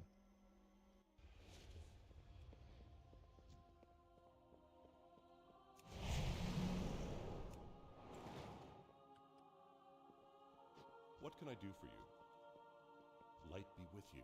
Greetings.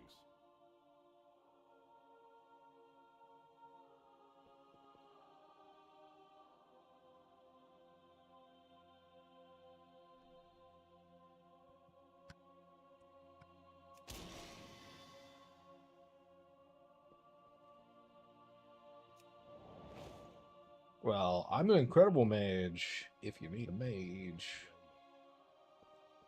Light be with you. Varga. I do need money though. I need a new graphics card. It's so fucking bad.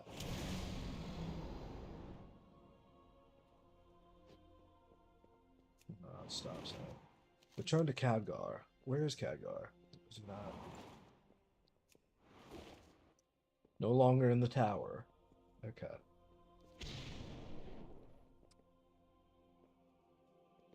Still no word from Magni. No. The speaker of Azeroth remains strangely silent. Winding Slitherdrake of Void Scales. Xal'atath has returned as the Harbinger. And now she has the power of the Dark Heart at her disposal. It's all connected to the Radiant Song. It has to be. Locust Walker said the Ethereals heard a similar song before Karesh was destroyed. Then is Azeroth herself the one in danger? Is she speaking to us? We need answers. We need her speaker. I will seek out Magni. But first, I must inform Thrall of what we learned here. We must face So this is it. crisis There's no together. additional quests. That's the whole Horde thing. and Alliance both. Okay. Ah, good to see you. Always happy to help.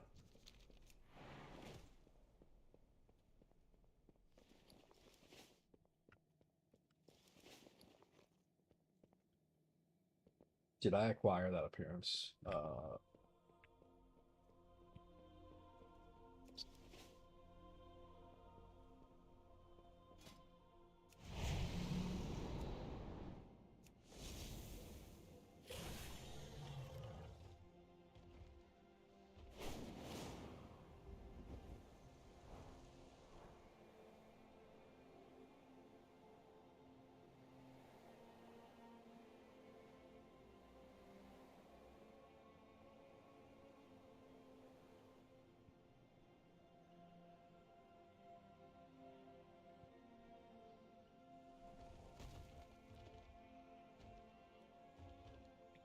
Ooh, I don't have multi-touch of death anymore.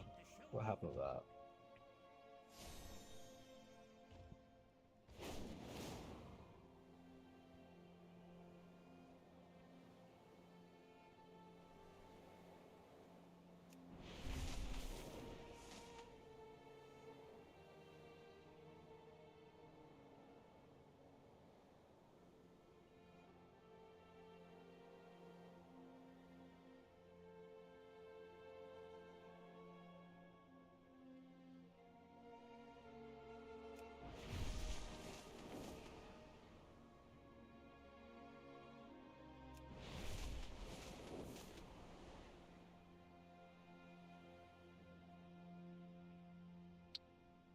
Alrighty then.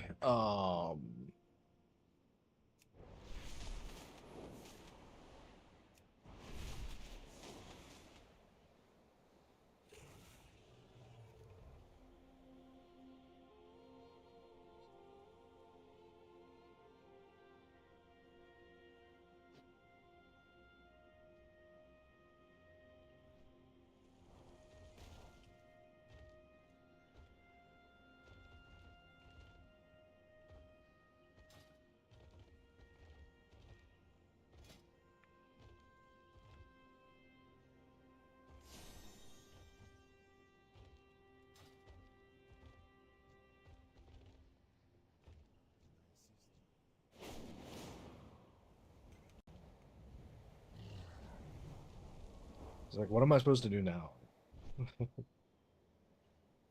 Go raid. They have the Ascended raids or whatever they are.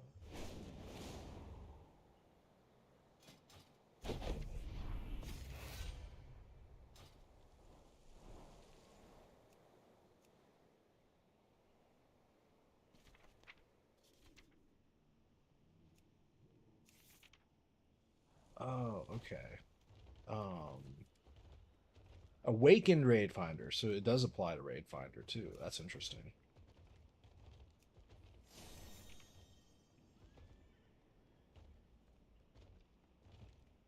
See, I'm capable of playing the game on that level. It's just you have to be super organized and part of a team that's super organized.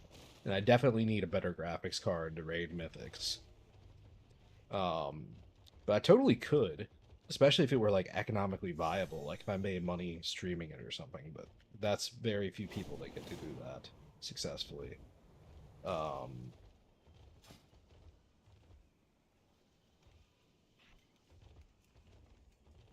So whatever. I guess I'm done playing the game now. If I log out and check another character, will it give me the option to instantly complete the Harbinger questline?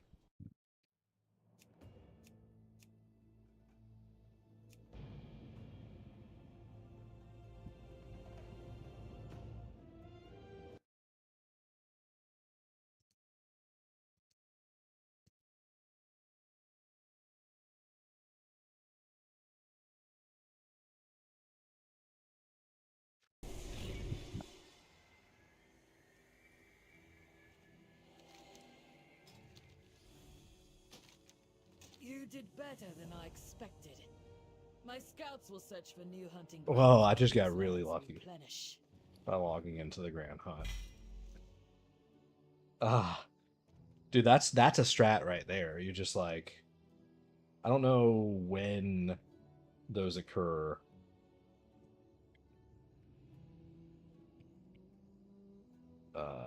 What's it called?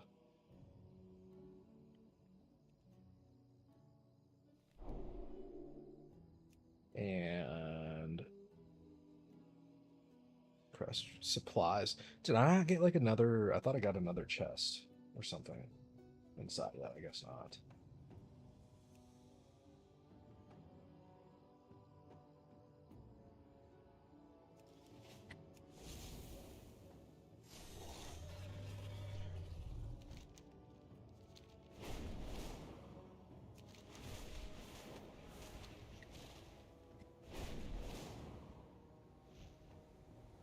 So the Harbinger.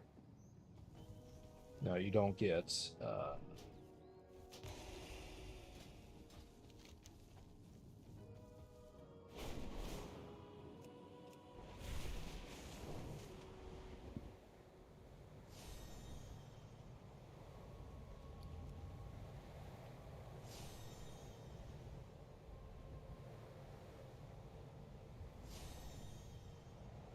Why, like, I don't care about that, do I?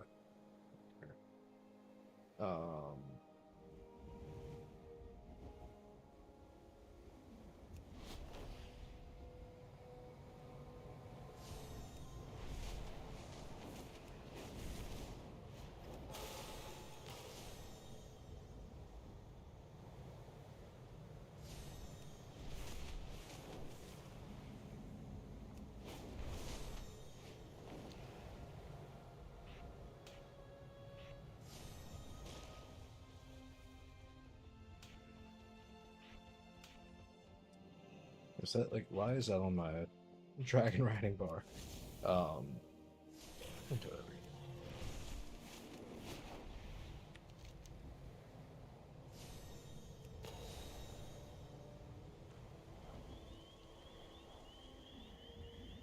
The spiders are hungry today. Free our friends before their meals.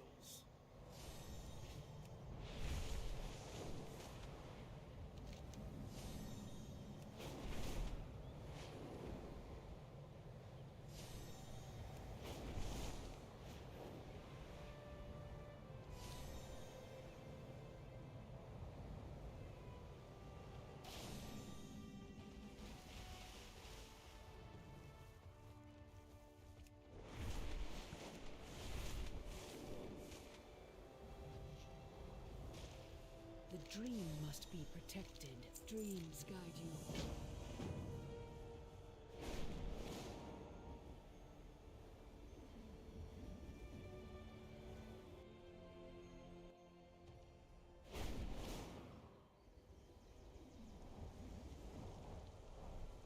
So that frame rate is just horrendous. Oh, it's like dipping and peaking.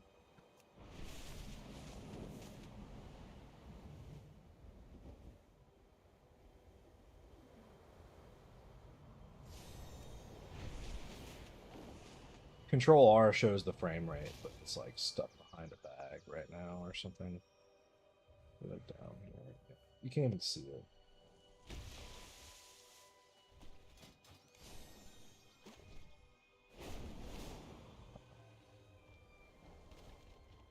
Hello, champion. Is it time to go? What would you ask of me? Farewell, Yggdrasil. Rest well.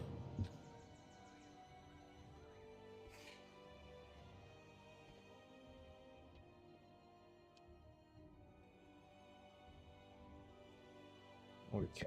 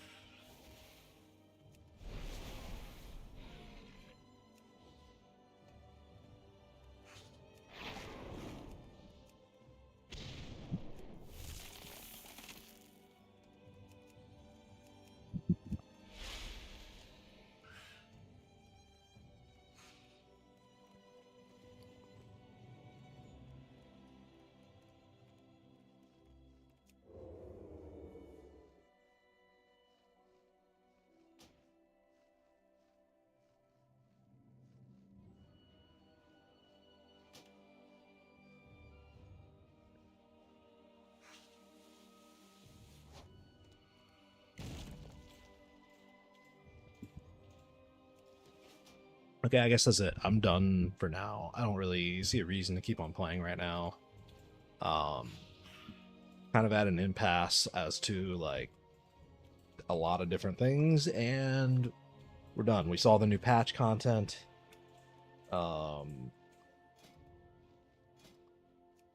This is the Awakened raid this week. I need to be much higher eye level. Maybe I'll play this weekend a bunch. I don't know. I probably won't. I'm kind of jaded about this whole thing.